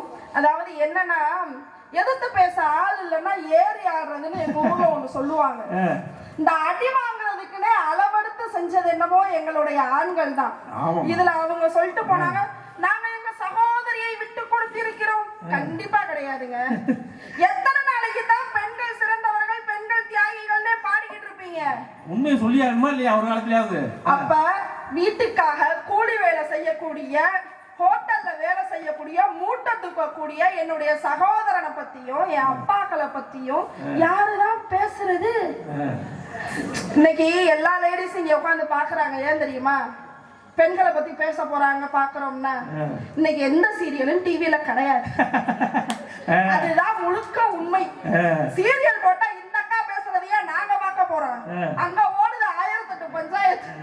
தங்கமயில தங்கடகன் சொன்னாலா இல்லையான்னு பாக்கணுமா இல்லையா? நம்ம பாண்டியன் ஸ்டோர்ஸ்ல அது ஒரு அக்கா எந்திரிக்கும் போது 7 பேர் கூட்டிட்டு போவோம். பாடி ராபாயி நீங்க பேசிக்கிட்டு தான் இருப்பாங்க. இதுல இன்னொரு பிரச்சனை என்னன்னா, எங்களுக்கு கூடி பேசவே தெரியாது. கூடி பேசினால் நாங்கள் உலக நன்மைக்காக மட்டும்தான் பேசுவோம். இவங்க கூடி பேசினா ஐநா சபை பஞ்சாயத்தாலே தீர்க்க முடியாத பிரச்சனை எல்லாம் அங்கதான் நடக்கும். இதுல இவங்க கூடி பேசி அதுவும் புகுந்த வீட்டு சிறப்பை பத்தி பேசுறாங்கன்னு சொல்றது எவ்வளவு பெரிய பொய் தெரியுமா? அதுல எங்க அக்கா சங்கீதா, ஆண்களை பத்தி நாங்கள் கௌரவமாகத்தான் பேசுவோம். ஒண்ணு கிடையாதுங்க. புகுந்த வீட்டுல இருந்தா பிறந்த வீட்டுல இருந்து அந்த அம்மா போன் பண்ணி இவங்க நல்லா தான் பேசியிருப்பாங்க, நல்லா தான் இருப்பாங்க, இன்னும் கொஞ்சம் தூங்கி எந்திரிச்ச டயர்ட்ல குரல் கொஞ்சம் டல்லா இருக்கும். என்னடி ஆச்சு, என்ன பிரச்சனை, ஏன் உன் குரல் ரொம்ப சோர்வா இருக்குன்னா முடிஞ்சு சீனு. என்ன அருமபரமையா வளர்த்து இந்த வீட்டுல கல்யாணம் பண்ணி கொடுத்து காலகட்டால இதுல இவங்க வந்து ஆண்கள் வீட்டை இதுல அந்த அக்கா வந்து நாங்கள் சிட்டு சேர்க்கிறோம், சீர் செய்கிறோம், இவங்க அக்கா தங்கச்சிக்கு செய்யறோம். ஏங்க எங்க அக்கா தங்கச்சி எங்க அண்ணனுங்களோட அக்கா தங்கச்சிக்கு செய்யறது பத்தி பேசுறீங்களே, உங்க அண்ணன் தம்பிக்கு செய்யறது எங்க லிஸ்ட்லயே வர மாட்டேங்குது. கடுகு டப்பால ஒளிச்சு வச்சு காசு கடத்துற வேலைகளே எங்களுக்கு தெரியாதா என்ன? இதுதான் ரகசியம். இப்பதான் ரகசியத்தை சொல்லுங்க. எனக்கு எல்லா ரகசியமும் தெரியுது. ஏன்னா நானும் ஒரு பெண் தான். நானும் ஒரு பெண் தானே. பெண்ணின் மனது ஒரு பெண்ணுக்கு தான் தெரியும்.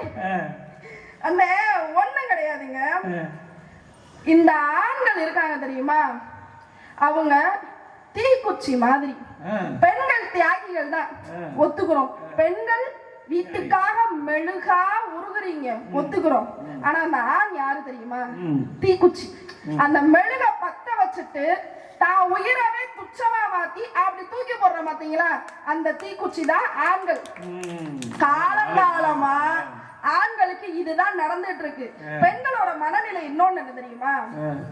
எல்லாம் என்னாலதான் நடக்கணும், எல்லாமே என்னாலதான் நடக்கணும். அந்த பெண்ணுக்கு காலையில குக்கர் விசில் அடிச்சாலும் அது பெண்ணாலதான் நடக்கணும், காலையில கோலம் போட்டாலும் அது பெண்ணாலதான் நடக்கணும், அந்த வீட்டுல ஒரு நல்ல காரியம் நடந்தாலும் அந்த பெண்ணாலதான் நடக்கணும். பரவாயில்லம்மா, குக்கர் விசில் அடிக்கிறதுனால எங்களதான் வைக்கிறாங்க. ஏதாவது சரியா நடக்கலைன்னா அது அந்த வீட்டை ஆனாலே மாத்திடுறது. ஏன்னா டெய்லி நான் என் வீட்டுக்கு அந்த பாட்டை தான் பாடிக்கிட்டு இருக்கேன்.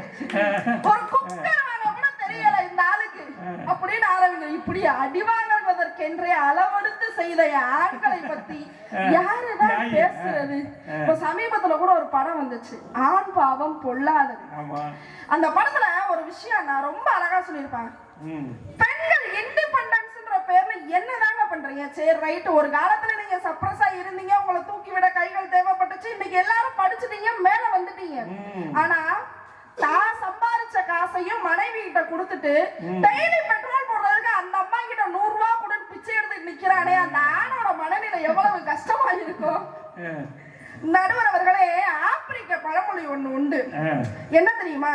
முதிர்ந்த மரத்தின் வேர்களை போல் நிலத்தில் ஊன்றி நிற்கவும், நல்லா கவனிங்க, முதிர்ந்த மரத்தின் வேர்களை போல் நிலத்தில் ஊன்றி நிற்கவும், பெருத்த பறவையின் சிறகை போல் விண்ணில் அலையவும் கற்றுக்கொள்ள வேண்டும். இது யார் சொல்லி கொடுத்தா தெரியுமா? என் தகப்பன் சொல்லி கொடுத்தான்னு ஆப்பிரிக்க பழமொழி ஒண்ணு முடியுது. இங்க நிறைய பேர் பார்த்திருக்கீங்களா? அப்பாவை வந்து ஒரு வயசு வரைக்குமே பொருட்டாவே நினைக்க மாட்டோம். பொம்பளை பிள்ளைங்க என்னமோ அப்பாவை வந்து பெருசா நினைக்குதுன்னு சொல்லுவோம். ஆனா அதெல்லாம் பெரிய அரசியல். அம்மா கிட்ட சாதிக்க முடியாத அத்தனை விஷயம் அப்பாட்ட அடம் முடிச்சா நடக்கும். அதெல்லாம் ஒரு பெருத்த அரசியல் நடுவர் அவர்களே. இங்க இதுல ஆண்கள் அழக்கூடாதுன்னு சொல்லி வச்ச விஷயம் இருக்கு பாத்தீங்களா? அது மாதிரி ஒரு அபத்தம் எங்கேயுமே கிடையாதுங்க. எங்காவது ஒரு ஆண் அழுது பாத்திருக்கீங்களா? ஆனா அம்மா அப்படி கிடையாது, சட்டுன்னு அழுக வந்துடும்.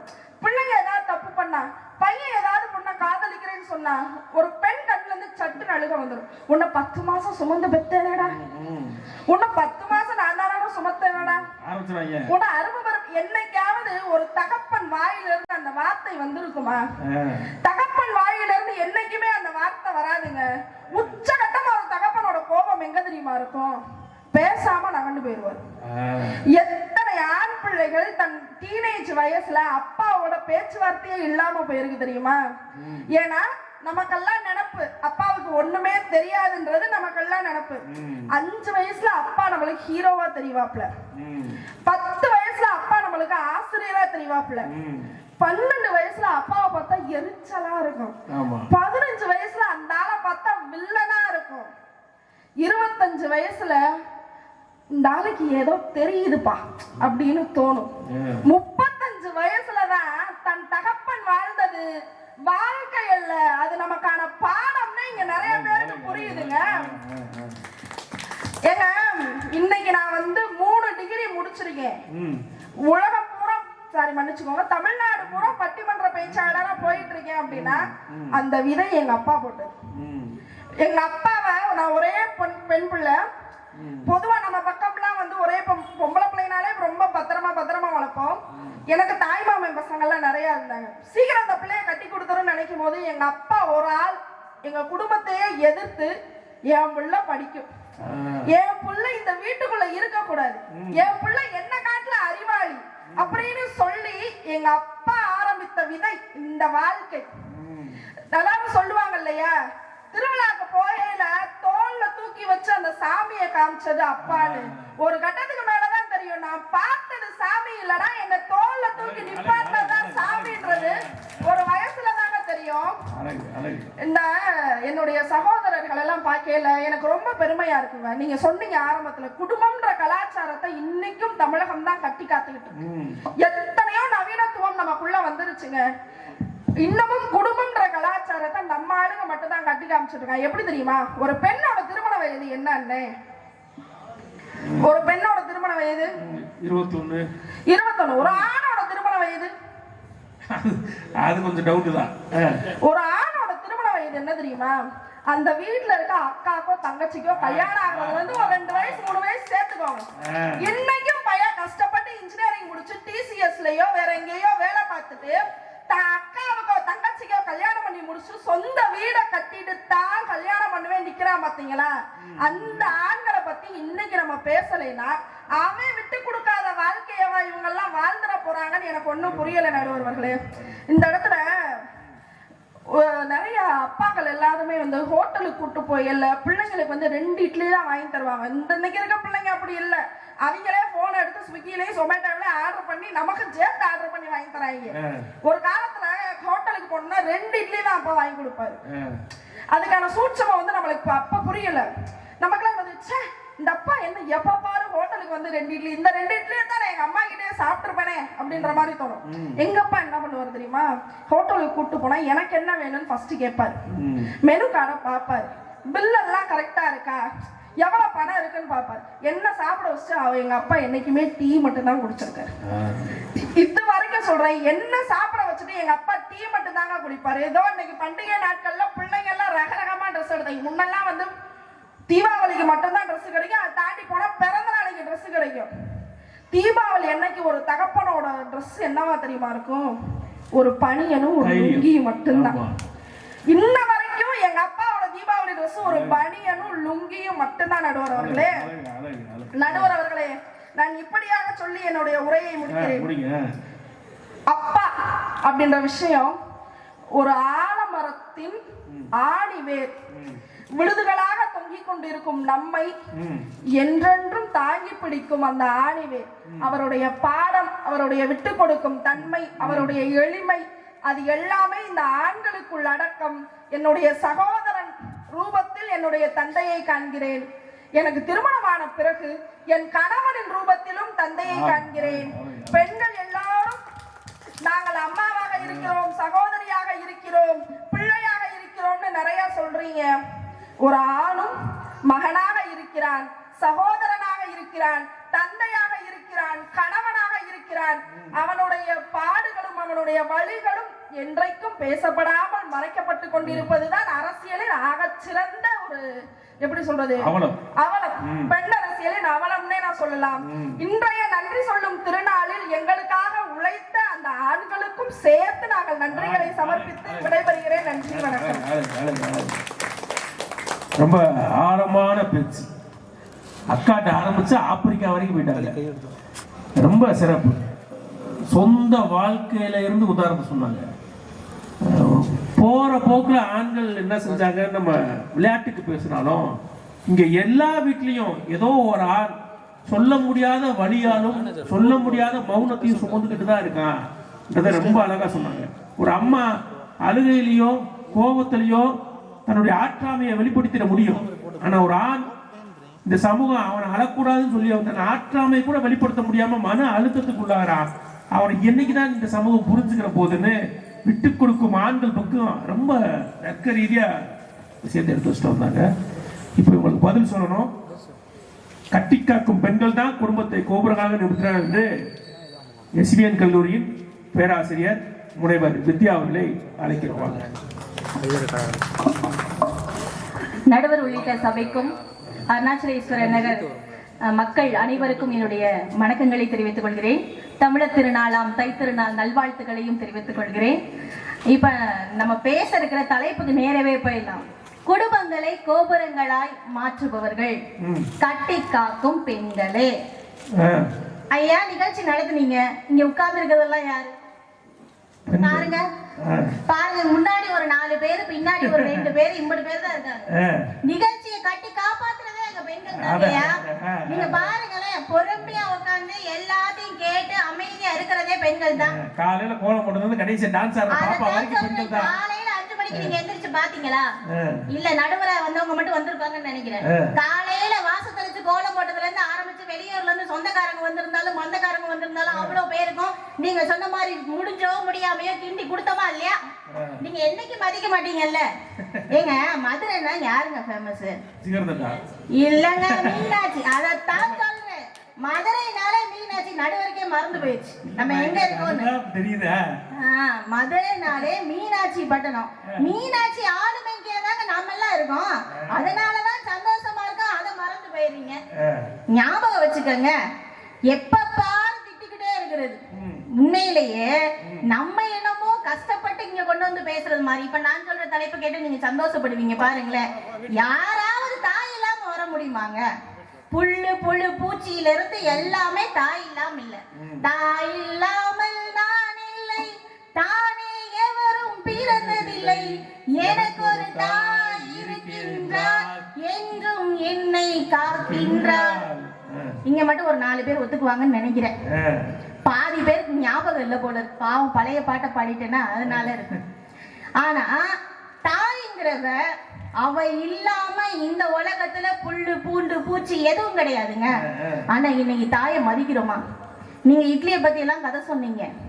என்னைக்காவது அம்மா சுடுற தோசையை பத்தி உங்களுக்கு தெரியுமா? எல்லா பேருக்கும் அப்படியே பேப்பர் ரோஸ்ட் மாதிரி ஊத்தி கொடுக்குற அம்மா கடைசியா தனக்கு ஊத்திக்கிறது அப்படியே மந்தமான தோசைங்க. ஒரு நாளாவது அடுப்படியில போய் பார்த்தா தானே தெரியும். கால் வலிக்க நின்று ஊத்திட்டு கடைசியா ஊத்திக்கிறது மந்தமான தோசை தனக்கு. நீங்க என்னமோ கடுகு பெட்டியில வச்சிருப்பா, அடுத்த வீட்டுக்கு கொண்டு போய் கொடுக்குறான்றீங்க. தொங்க தொங்க நகை போட்டுக்கிற வர்றது எங்களை பெருமையா பேசிக்கிறதுக்கா?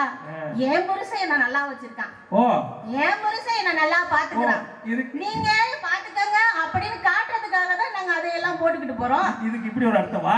ஏங்க அதுதாங்க அர்த்தம், உண்மையான அர்த்தமே அதுதான். இதுல சகோதரி வேற, நாங்கெல்லாம் தீக்குச்சி மாதிரி எங்களுக்கு 4 செயின் இதெல்லாம் வாங்கி கொடுக்கமா, நீங்க நல்லா வச்சுக்கிறீங்க, நாங்க ஊருக்குள்ள சொல்லிக்கிறோம்.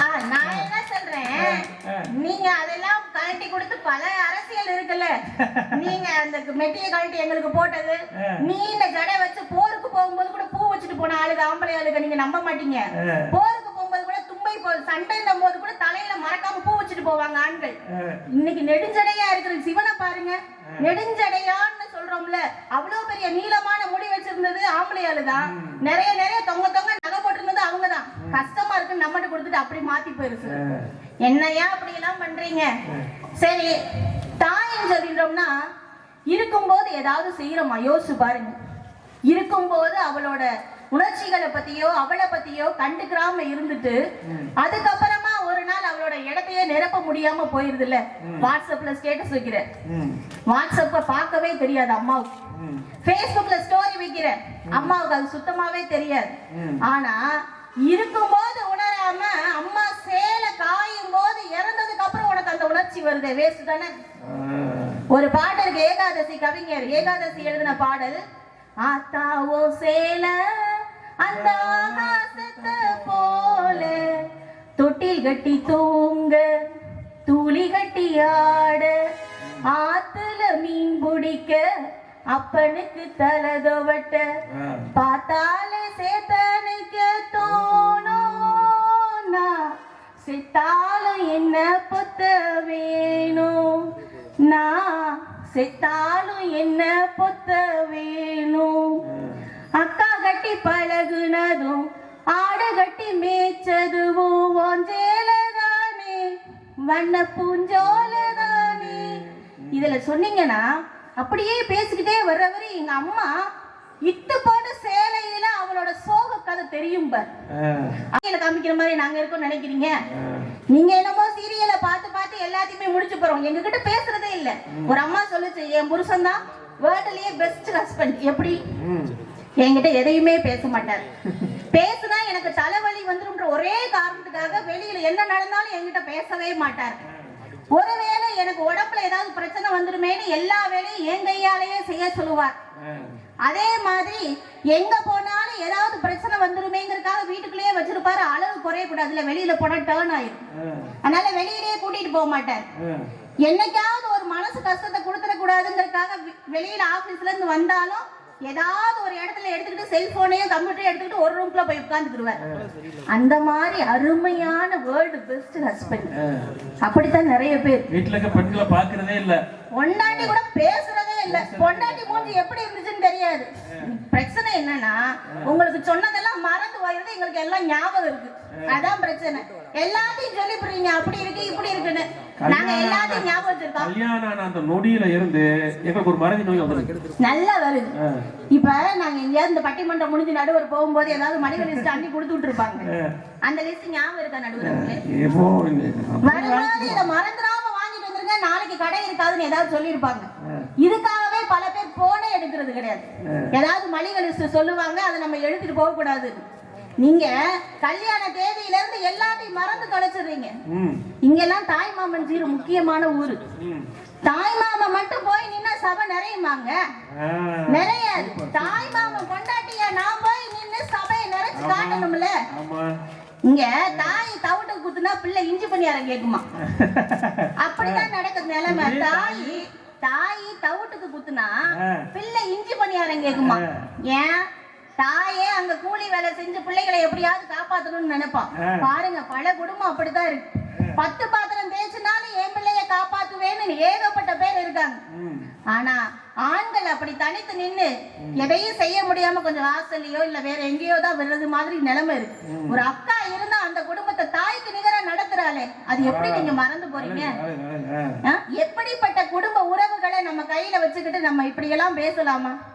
எப்ப பாரு நாங்க மெழுகுவத்தியா, உண்மையிலேயே நான் சொல்லணும் மறந்து போயிட்டேன். நீங்க தீக்குச்சியா ஒரு நிமிஷத்துல உருகி போயிருங்க. இவர் கிளம்பி வருவார் அவசரமா வேலையை வந்து கிளம்பி வந்து ஒத்த வார்த்தை, காலையில இருந்து நைட் வரைக்கும் வேலை செஞ்ச அம்மா ஒத்த வார்த்தை சொல்லிட்டு போயிருவாரு. இந்த அம்மா உருகிக்கிட்டே இருக்கும் மெழுகு மாதிரி. நீ ஒரு வார்த்தை சொல்லிட்டு போயிட்ட, இங்க நடக்கிறது யாரு பாக்குறது? அதே மாதிரி எல்லாத்தையும் முடிச்சு விட்டு கடைசியா ஸ்டேட்டஸா வச்சு உருகுறது அம்மாவை பத்தி. அம்மா இறந்ததுக்கு அப்புறம் ஸ்டேட்டஸா வச்சு உருகுனாலும் என்ன பிரயோஜனம் ஆக போகுது? இருக்கும்போது பெண்களை மதியுங்கள், இல்லைன்னா அதுக்கப்புறம் நீங்க யோசிச்சு எந்த பிரயோஜனமும் இல்லைங்க. அடித்தளமா நிக்கிறது பெண்கள் தான், உங்க கண்ணுக்கு தெரிய மாட்டுது அவ்வளவுதான் அப்படின்னு சொல்லி எப்பவும் கூடவே இருக்கிற பெண்களையும் மகள்களையும், உங்களை ஹீரோவாக்கிய மகள்களையும் என்னைக்கும் மறவாதீர்கள். அடுத்த வீட்டு பெண்கள்னு நினைச்சுக்கிட்டு நீங்க இருக்கிறது வரைக்கும் குடும்பம் சரியா ஓடாது. அதனால சரி நிகரா நடத்துங்கன்னு சொல்லி இன்னும் எனக்கு வாய்ப்பளித்த நன்றி கூறி விடைபெறுகிறேன். நன்றி, வணக்கம். ரொம்ப அழகா பேசுறாங்க. மதுரையை ஆள்ற மீனாட்சியே ஒரு பெண்ணு தான். கட்டி காக்கிற பெண்ணு நாங்க இல்லாம நீங்க எப்படி? தர்மமா சட்டமா இன்னும் ஒரு கேள்வியை கேட்டு போயிருக்காரு. நல்லா நிறைய விஷயம் சொன்னார். பாட்சா, கிழக்கு சீமையிலே, சம்சாரம், மின்சாரம், பழைய கொஞ்சம் ரீரிலீஸுக்காக இவர் வந்தார். பிஆர் காலத்தில் இவங்க கேஆர் விஜயா காலத்தில் இருக்காங்க. பிரதீப் ரங்கநாத காலம் இது. பிஆர் காலத்தில் இவங்க கேஆர் காலத்துல இருந்து இவங்க பேசிக்கிட்டு இருக்காங்க. எங்கள் பிள்ளைகள்லாம் முழிக்குதுங்க. கேஆர் விஜயா யாருமா அந்த பக்கத்தில் அம்மா கேட்குறாங்க. அது பரவாயில்ல, அந்த அளவுக்கு வந்திருக்காரு. ஏன்னா இந்த பாட்சா சொன்ன இப்போ படையப்பா படம் பார்த்தோம், இப்போ ரீரிலீஸ் ஆச்சு, எல்லாரும் போய் பார்த்துருப்போம் இல்லையா? எல்லாரும் ரஜினியை கொண்டாடுறோம். நம்மளாம் எவெல்லாம் ரஜினியை கொண்டாடுறான் தேட்டர்ல, அவெல்லாம் 90s கிட்ஸ். நீலாம்பரி வரும்போது விசில் பறக்குதுல, அதெல்லாம் 2K கிட்ஸ். படம் முடிஞ்சே வெளியே வந்தே கேட்குறாங்க, படம் எப்படி இருக்குங்க, ரீரிலீஸ் 25 வருஷம் கழிச்சு வந்திருக்கு. நம்மளால சொல்றான், என்னங்க ரஜினி படம் இது, நீலாம்பரி படங்க. அந்த அம்மா எவ்வளவு தியாகம் பண்ணிருக்கு. வெளிநாட்டில் படிச்ச பொம்பளை, ஒரே ஒருத்தர் காதலிக்குது, அவன் கிடைக்கலன்னு கடைசி வரைக்கும் திருமணமே பண்ணாம 25 வருஷமா ரூமுக்குள்ளேயே உட்காந்து எவ்வளவு தியாகம். கடைசி வரைக்கும் தான் உயிர் போனாலும் போகும் தெரியும், இன்னொருத்தரை கல்யாணம் பண்ணிக்கிற மாதிரி வாழ்ந்து. நீலாம்பரி தாங்க இந்த படத்தோட கதாநாயகன். இது 2K கிட்ஸ் காலம். அப்படி காலம் இன்னைக்கு மாறிடுச்சு. அந்த காலத்தில் நிக்கிறோம். ரொம்ப அழகா சொன்னாங்க, அப்பாக்களோட தியாகத்தை சொன்னாங்க இந்த அணியினர். அதுலயும் தங்கச்சி ரொம்ப அழகா சொல்லிச்சு, அம்மா வந்து இடுப்புல வச்சுக்கிடுவாங்க. நீங்க நல்லா பாத்தீங்கன்னா அம்மா எப்பயுமே குழந்தைய இடுப்புல வச்சுக்கிடுவாங்க. ஏன்னா இந்த குழந்தை என் பக்கத்திலேயே இருக்கணும், என் கூடயே இருக்கணும். வயசானாலும் அதே எண்ணம் தான், உளவியல் ரீதியா. ஏன் மருமகளுக்கு மாமியாருக்கு ஒத்து வர மாட்டேங்குதுன்னா, மாமியார் எப்போதும் உங்களுக்கு கணவன், அவங்களுக்கு பிள்ளைனால அவன் என் பக்கத்திலேயே இருக்கணும்னு நினைப்பாங்க அவங்க. ஆனா அப்பா அப்படி இல்லை. அப்பா எப்படியுமே முன்ன விட்டு நடப்பாரு. நீ முன்னாடி போடாண்டுவாரு, அப்படி இல்லைன்னா தோல்ல தூக்கி வைப்பாரு. நான் பார்க்காத உலகத்தை நீ பாரு என்னவாருன்னு எடுத்து சொன்னாங்க. ரொம்ப அழகா சொன்னாங்க. அதே மாதிரி தவந்து போகும்போது எந்திரிச்சு அப்பதான் செவருக்கு வர பிடிச்சி கட்டில பிடிச்சி நிற்பாங்க பிள்ளைய. விழுந்தனே அம்மா ஓடி போய் தூக்குவாங்க. என் ஐயோ அத்தை என் பிள்ளை விழுந்துருச்சேன்னு. அப்பா நகர மாட்டாரு. விருறி விழுகட்டும், 2 தடவை விழுந்தா அவனே எந்திரிச்சு நடப்பான். என்ன அப்பா சொல்லுவார், இந்த மனுஷனை பாரு, பெத்த புள்ள இப்படி விழுகுது, ஒரு ஈவரக்கெல்லாம் உட்காந்துருக்கேன் இன்னும் வைவாங்க. ஆனா அவருக்கு தெரியும், இங்க விழுந்தா பிரச்சனை இல்லை, சமூகத்தில் அவன் விழுந்துடக்கூடாதுன்னு வீட்டுக்குள்ள விழுந்து பழகட்டோன்னு ஒரு அப்பா நினைப்பார். ரொம்ப எடுத்து சொன்னாங்க. ரொம்ப அழகா. அது மகனுக்காகவும் மகளுக்காகவும் அவங்க படுற அவமானங்கள் இருக்கே, எந்த அப்பாவும் வெளியில சொன்னதில்லை. தான் பட்ட அவமானத்தை எந்த அப்பாவும் வீட்டில் சொன்னதே இல்லை. வீட்டில் மனைவி கிட்ட கூட சொல்ல மாட்டாங்க. வெளியில் நடக்கிற எந்த அவமானத்தையும் தானே தன்னை, ஏன்னா இந்த குடும்பம் தன்னை ஒரு வேற நம்பி இருக்கு, ஒரு நம்பிக்கை இருக்கு, ஒரு ஹீரோவை பார்க்குது. தனக்கு மேல எவ்வளவு வலி விழுந்தாலும், எவ்வளவு கல்லடி போட்டாலும், எவ்வளவு அவமானம் இருந்தாலும் அது என்னோட இருக்கட்டும், என் குடும்பத்தை பாதிச்சிடக்கூடாதுன்னு நிக்கிற அந்த தியாகம் ஒருபோதும் வெளியே தெரிய மாட்டதில்ல. அவங்க விட்டு கொடுக்கறதுனாலதான் இந்த குடும்ப அமைப்பு தூக்கி நிக்குதுன்னு இவங்க சொல்றாங்க. ஒரு அழகான ஒரு கவிதை சொல்லுவாங்க, கண்ணாடி பார்க்காம உழைச்ச எங்க அப்பா, கண்ணாடி பார்க்காம உழைச்ச எங்க அப்பா பெத்த மகனின் முகத்தில் தன் இளமையை பார்க்கிறார். ஒரு அழகான முகத்தை பார்த்ததே இல்லை. வாழ்ந்த வாழ்க்கையில இளமையில இன்பத்தை, இப்படி மகிழ்ச்சிய, கொண்டாட்டத்தை எல்லாத்தையும் இழந்து விட்டு கொடுத்து நாங்க இந்த குடும்பத்துக்காக நிக்கிறோமேன்னு இவங்க சொன்னாங்க. அப்ப இவங்க தான் கோபுரமாய் குடும்பங்கள் நிமிர்ந்து நிற்க அடித்தளம் விடுவதுன்னு நம்ம சொன்னோம்னா, வீட்டு பேராசிரியரும் ஆசிரியர்களுக்காக விட மாட்டாங்க. இப்போ நாங்க என்ன தக்காளி தொக்கா? இவ்வளவு நேரம் பேசியிருக்கோம், அரை மணி நேரமா பேசியிருக்கோம், நீங்க அங்கிட்டு திரும்ப சொல்லிட்டு போறீங்க. அப்ப இவங்க சொல்ற பக்கமும் நம்ம பார்க்க வேண்டியிருக்கு. ரொம்ப நிதானமா இவங்க சொல்றாங்க. நீங்க நிறைய பாட்டு சொன்னாங்க. இப்ப தென்மேற்கு பருவக்காற்றுன்னு ஒரு படம் வந்துச்சு. கள்ளிக்காட்டில் முளைச்ச தாயே, என்ன கல்லை உடைச்சு வளர்த்த நீயே, கரட்டு மேட்டை உழுதுவா, கல்லை கரைச்சு கூட குடுக்க வைப்பாடுவா. அந்த வலியை அப்படியே எழுதுவார் வைரமுத்து. சிங்கிள் மதர்னு சொல்றோம்ல, அது வெளிநாட்டுல இருந்து வந்த வார்த்தைங்க. இங்க எல்லா தாயும் வீட்டில் சிங்கிள் மதர் தான். அப்பாவின் ஆதரவு இல்லாமல் ஒத்த மனுஷியா இருந்துக்கிட்டு குடும்பத்தவே தூக்கி நிப்பாட்டுவா. இப்போ அந்த பெண்கள் கட்டி காக்கலையான்னு இவங்க எடுத்து வைக்கிறாங்க. வைராக்கியம், பெண்களுக்கு இருக்கிற வைராக்கியம் வேற யார்கிட்டையும் இருக்காது. நீங்க மனைவி இல்லாத குடும்பத்தை போய் பார்த்தீங்கன்னா தெரியும், அந்த குடும்பம் நிலகுலைஞ்சு நிற்கும். ஆனா கணவன் இல்லாத குடும்பத்தை போய் பார்த்தீங்கன்னா, கணவன் இருந்ததை விட இன்னும் சிறப்பா அந்த பாரத்தையும் தூக்கி தன் தோல்ல போட்டுக்கிட்டு ஒரு அம்மா வழிநடத்துவா அந்த குடும்பத்தை. இப்ப கட்டி காக்கும் பெண்கள் தான் நம்ம முடிச்சிடவும் முடியாது. அப்போ ஒரு முடிவுக்கு வாங்க சார், என்ன சார் இங்கிட்டும் போறீங்க, ஏதாவது ஒரு முடிவுக்கு வாங்க. நம்ம ரெண்டு பக்கமுமே அலசி பார்க்க வேண்டியிருக்கு. மக கேட்கிற பொம்மையை வாங்கி தரார் இல்லையா, பொம்மையை வாங்கி தரப்ப மகளுக்கு இருக்கிற மகிழ்ச்சியில சந்தோஷம் இருக்காதுங்க. அந்த பொம்மையை உழைச்சு அழுக்கு கையில அந்த கூலியை சாயந்தரம் வாங்கி தான் மக ஆசைப்பட்ட பொம்மையை தேடி அலைஞ்சு வாங்கிட்டு வந்து மக கையில கொடுக்கும்போது அந்த பொம்மை நினைக்குமா, இவனுக்கு மகளா பறக்காம போயிட்டோமேன்னு. அங்கதான் சந்தோஷம். மகளுக்காக உழைப்பு. அவர் ரொம்ப அழகா சொன்னாரு, அம்மா கிட்ட கூட தோக்கக்கூடாதுன்னு நினைப்பாங்க. நீங்க பிள்ளைகளை அப்பா நீங்க பாத்தீங்கன்னா வீட்டுல உங்க அப்பா கொடுக்குற செல்லம் எல்லா வீட்லையும் சொல்லுவாங்க, எல்லா அம்மாவும் சொல்லுவாங்க, உங்க அப்பா கொடுக்குற செல்லம் அதான் ஆடுற, உங்க அப்பா தான் உனக்கு இடம் கொடுத்துருக்காரு. எல்லா பிள்ளையும் ஆண் பிள்ளை பெண் பிள்ளை அப்படி நம்ம சொல்லுவோம். பொம்பளை பிள்ளைக்கு அதிகம் அப்படி இல்லை. எல்லாம் என் பிள்ளை பெத்த ஆத்தா கிட்ட கூட தோத்துறக்கூடாதுன்னு நினைக்கிற ஒரு உள்ள இருக்குன்னா அது தகப்பனோட உள்ளதான். அப்படி ஒரு உள்ளத்தை இருக்காங்க இவங்க. அதான் தியாகத்தை சொன்னாங்க. இந்த தியாகத்துக்கு மீற நீங்க என்ன சொல்றீங்க? நான் விழுகலாம், 1000 இடத்துல நான் விழலாம், ஆனா என் பிள்ளை ஒரு இடத்துல கூட விழுந்துடக்கூடாது என்பதற்காகத்தான் வாழ்நாள் முழுக்க ஒவ்வொரு ஆணும் ஓடிக்கிருக்கான். அப்ப அதுதான் விட்டு கொடுக்குற ஆண்கள். நாங்க இவ்வளவு விஷயங்களை விட்டு கொடுக்குறோம். நீங்க கிண்டல் பண்றீங்க, கேலி பண்றீங்க. ஒரு ஆண் தன்னுடைய சுக துக்கத்தை எதையுமே கலந்து கொள்ள முடியல. ஒரு ஆணோட கண்ணீரை நீங்க யாராவது பார்த்திருக்கீங்களா? ஒரு ஆணோட கண்ணீரை யாருமே பார்த்திருக்க முடியாது. ஒரு ஆண் தன்னை மறந்து உடைஞ்சு அழுகிற சிந்தனையை தவிர அவங்க மனைவியை தவிர பிள்ளையை ஒருபோதும் பார்த்துக்க முடியாது. மனைவி கூட எப்பயாவது ஒருத்தர் தான் பார்க்க முடியும். அப்ப எல்லா இடத்துலையும் உள்ளுக்குள்ள வலியை வாங்கிட்டு விட்டு கொடுத்து போற ஆண் இந்த குடும்பத்தை கட்டி காக்கலையான இவங்க ஒருபடி முன்னாடி வந்து நிற்கிறாங்க. ஆனா அதே நேரத்தில் நம்ம வெறும் சாமானிய குடும்பத்தை மட்டுமே அலசி ஆராய்ந்து ஒரு முடிவுக்கு வந்துட முடியாது.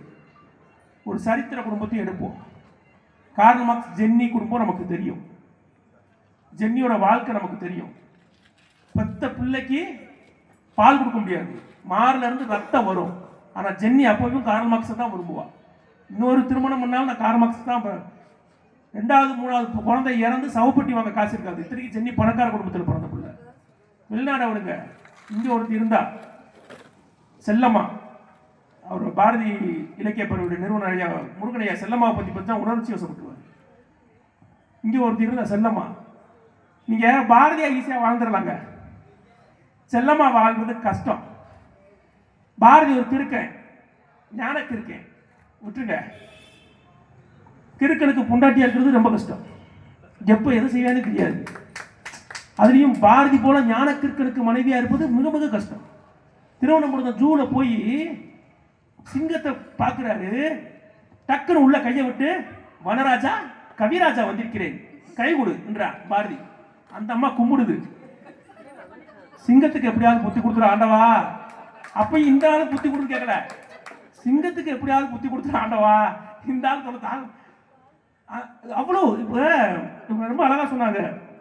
தங்கச்சி சொல்லிச்சு நினைக்கிறேன், கரைச்சு குடிக்கிறோம் இல்லையா, செல்லிய கரைச்சு குடிச்சான், ரவீந்திரநாத் தாகூரை கரைத்து குடித்தான், மொழிபெயர்ப்பு நூல்கள் அவ்வளவு கவிதை எழுதினான், பைரனை கரைச்சு குடிச்சான். ஆனா வீட்டுல கரைச்சு குடிக்க கூழ் இல்லாத நிலைமையை செல்லம்மா ஒருபோதும் அவனுக்கு கொடுத்தது இல்லை. அதுதான் செல்லம்மாவோட வழி. 7 வயதுங்க செல்லம்மா திருமணம் பண்ணி வரப்போ பாரதி கிட்ட. செல்லம்மா ஒன்றும் படிப்பறிவு மிக்கவெல்லாம் இல்லை.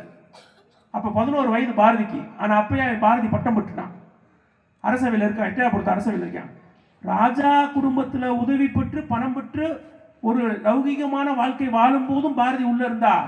பிரிட்டிஷ் அரங்கத்தால் விரட்டி அடிக்கப்பட்டு பாண்டிச்சேரியில் தெரு தெருவாக ஊர் ஊராக மாறி தலைமறைவு வாழ்க்கை வாழும் போது அக்ராகாரத்தில் உனக்கு அரிசி வாங்கி வீட்டுக்கு ஆக்குற சூழலையும் பாரதி கூட செல்லமா இருந்தான்.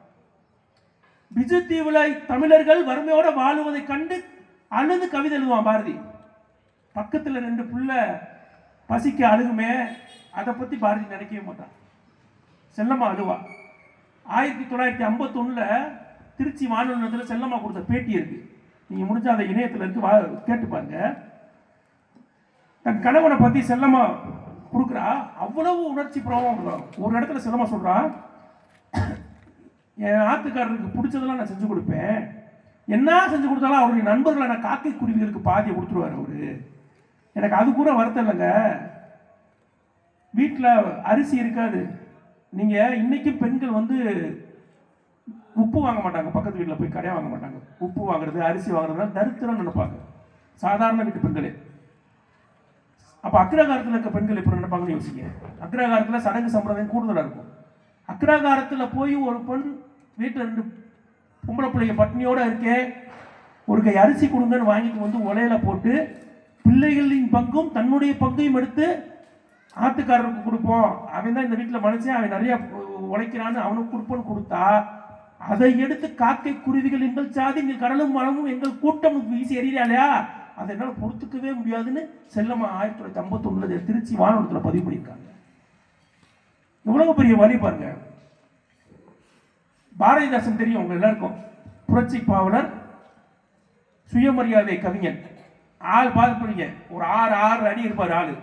அப்படி அஜாபகமான உடம்பு, அப்படி துண்டு போட்டு கம்பீரமா இருப்பார். நீங்க புகைப்படத்தில் பாரதிதாசன் புகைப்படம் இப்ப இணையத்தில் பாருங்களேன், அப்படி கம்பீரமா இருப்பார் பாரதிதாசன். பாரதிதாசனுக்கு மணி விழா முடிஞ்சனே திருச்சியில தான் செல்லம்மா இருக்காங்க. என்னன்னே பாரதிதாசன் மணி விழா முடிச்சுட்டு ஃப்ரெண்டோட ஓடுறாரு, நண்பரோட போய் பார்க்க போறாரு. செல்லம்மாக்கு வயது கூட. அப்ப பாரதிதாசன்றது ஊருக்கு தெரியும், செல்லம்மாக்கும் பாரதிக்கும் சுப்புரத்தினத்து தான் தெரியும். அம்மா நான் தான் சுப்பு வந்திருக்கேம்மா, பாரதி செல்லம்மா கையை பிடிக்கிறார் பாரதிதாசன். டே சுப்பு நல்லா இருக்கியாரா, உங்க ஐயா இருக்க வரைக்கும் அடிக்கடி வருவேன், இப்போ உன்னை பார்க்கவே முடியலடா, நல்லா இருக்கியாரா சுப்புன்னு. நல்லா இருக்கேம்மா கையில வாங்கிட்டு வந்து சேலையை அந்த அம்மா கையில கொடுத்துட்டு மட்டார்னு செல்லம்மா காலில் விழுந்தாருங்க பாரதிதாசன். விழுந்து வணங்கி எதிர்த்து வந்தனே, பாரதிதாசனோட ஃப்ரெண்டு நண்பர் இருக்கார்ல, பாரதிதாசனோட ஒரு பெருமிப்பு இருக்கும். சுயமரியாதை கவிஞன், பகுத்தறிவு பாவலன், பாவேந்தன், எதற்கு அஞ்ச மாட்டான், சுயமரியாதை ஒருபோதும் விட்டு கொடுக்க மாட்டான். அவன் வெளியே வந்தனே பாவேந்தர் பாரதிதாசனை பார்த்து கேட்கிறாரு, ஏங்க நீங்க காலில் முள்ளு குத்துனா கூட குனிஞ்சு எடுக்கக்கூடாது, சுயமரியாதைக்கு இழுக்குன்னு பேசுற ஆளாச்சே, அந்த அம்மா காலில் மட்டார்னு விழுந்துட்டீங்களே, 6 அடி உயரத்தில் இருக்க ஆள் நீங்க. அவன் சொன்னான், அதுதான் இதுக்கு மிக சரியா இருக்கும் நான் நினைக்கிறேன். அவன் சொல்றான், இந்த தேசத்துக்கு நோய் வந்துடக்கூடாதுன்னு தன் எழுத்துக்களை மருந்தாக கொடுத்தான் பாரதி. பாரதிக்கு ஒரு நோய் வந்தாலும் பாரதிக்கு தன் வாழ்க்கையவே மருந்தாக கொடுத்து காப்பாற்றியவன் செல்லம்மா. செல்லம்மா கட்டி காக்கலன்னா பாரதியும் இல்ல, அவன் மகாகவியும் இல்ல, இந்த நாட்டுக்கு ஒரு மகாகவி தேசிய கவியும் கிடைச்சிருக்க மாட்டான்டா. நாம பாரதியை கொண்டாடுறது போது செல்லம்மாவை கொண்டாடுறது தானே மிக சரின்னா. 2 பக்கம் நம்ம சரியா பேசினாங்க. விட்டு கொடுக்கும் ஆண்கள் இல்லாம பேசலாமா, அவங்களே சொன்னாங்க, ரொம்ப அழகா சொன்னாங்க. குடும்பத்திற்குள் விட்டு கொடுக்குறாங்க, இவங்க குடும்பத்தையே விட்டு கொடுத்துட்டு வந்திருப்பாங்க, பிறந்த குடும்பத்தை விட்டு கொடுத்துட்டு வந்திருப்பாங்க இல்லையா. விட்டு கொடுக்கும் ஆண்கள் குடும்பத்திற்கு அழகு, சிறப்பு.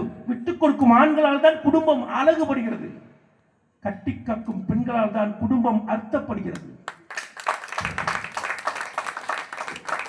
தலைப்புலேயே தீர்ப்பு இருக்கு.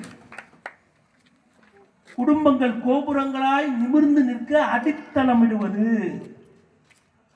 விட்டு கொடுக்கும் ஆண்களா, கட்டி காக்கும் பெண்களா? விட்டு கொடுத்தல்னா நம்மகிட்ட ஒண்ணு இருந்தா தானே விட்டு கொடுப்போம். நம்மகிட்ட ஒண்ணு இருக்கணும். சொத்து இருந்தா விட்டு கொடுப்போம், கிழக்கு மேல கொடுத்த மாதிரி நிலத்தை கொடுத்துருப்போம். பொண்ணோ பொருளோ இருந்தா விட்டு கொடுப்போம். அப்ப விட்டு கொடுப்பதற்கு ஒண்ணு இருக்கணும். அப்ப குடும்பத்தில் விட்டு கொடுப்பதற்கு குடும்பம்ன்ற ஒண்ணு உங்ககிட்ட இருக்கு. அப்ப அந்த குடும்பம்ன்ற ஒண்ணு இருக்கணும்னா அதை கட்டி காக்கணும். அதை கட்டி காப்பது பெண்களே, பெண்களே, பெண்களே என்ற இந்த அருமையான 15வது ஆண்டு அருணாச்சலேஸ்வரர் நகர் குடியிருப்போர் நலச்சங்கத்தின் சார்பாக நடத்துகிற இந்த பட்டிமன்றத்தில் இந்த அருமையான தீர்ப்பை வழங்கி நிறைவு செய்கிறேன். ரொம்ப மகிழ்ச்சியா இருக்கு. 2000 வருஷத்துக்கு முன்னாடி இருந்து பட்டிமன்றம் இந்த அமைப்பு இருக்கு. இன்னைக்கு இந்த அமைப்பு, இந்த பட்டிமன்றம் சிதையுது. பாட்டு பாடுறான், டான்ஸ் ஆடுறான், 10 காமெடி சொல்றான். ஆனா அது இல்ல, கருத்து செறிவுள்ள ஒரு பட்டிமன்றத்தை என் மக்களுக்கு, என் நலத்தின் சார்பாக, என் குடியிருப்போர் நலச்சங்கத்தின் சார்பாக, என் அடுத்த தலைமுறை பிள்ளைகளுக்கு கொடுக்கணும்னு சொன்ன குடியிருப்போர் நலச்சங்கத்தின் அனைத்து பொறுப்பாளர்களையும் தலை வணங்குகிறது இந்த பட்டிமன்றம். உங்களோடு தொடர்ந்து பயணிப்போம். இனி ஒவ்வொரு ஆண்டும் உங்களோடு நாங்கள் இணைந்து பயணிப்போம் என்று சொல்லி உங்களுக்கு வாழ்த்துக்களையும் வணக்கத்தையும் சொல்லி மீண்டும் ஒரு முறை அனைவருக்கும் தமிழர் திருநாள் வாழ்த்துக்கள். நன்றி, வணக்கம்.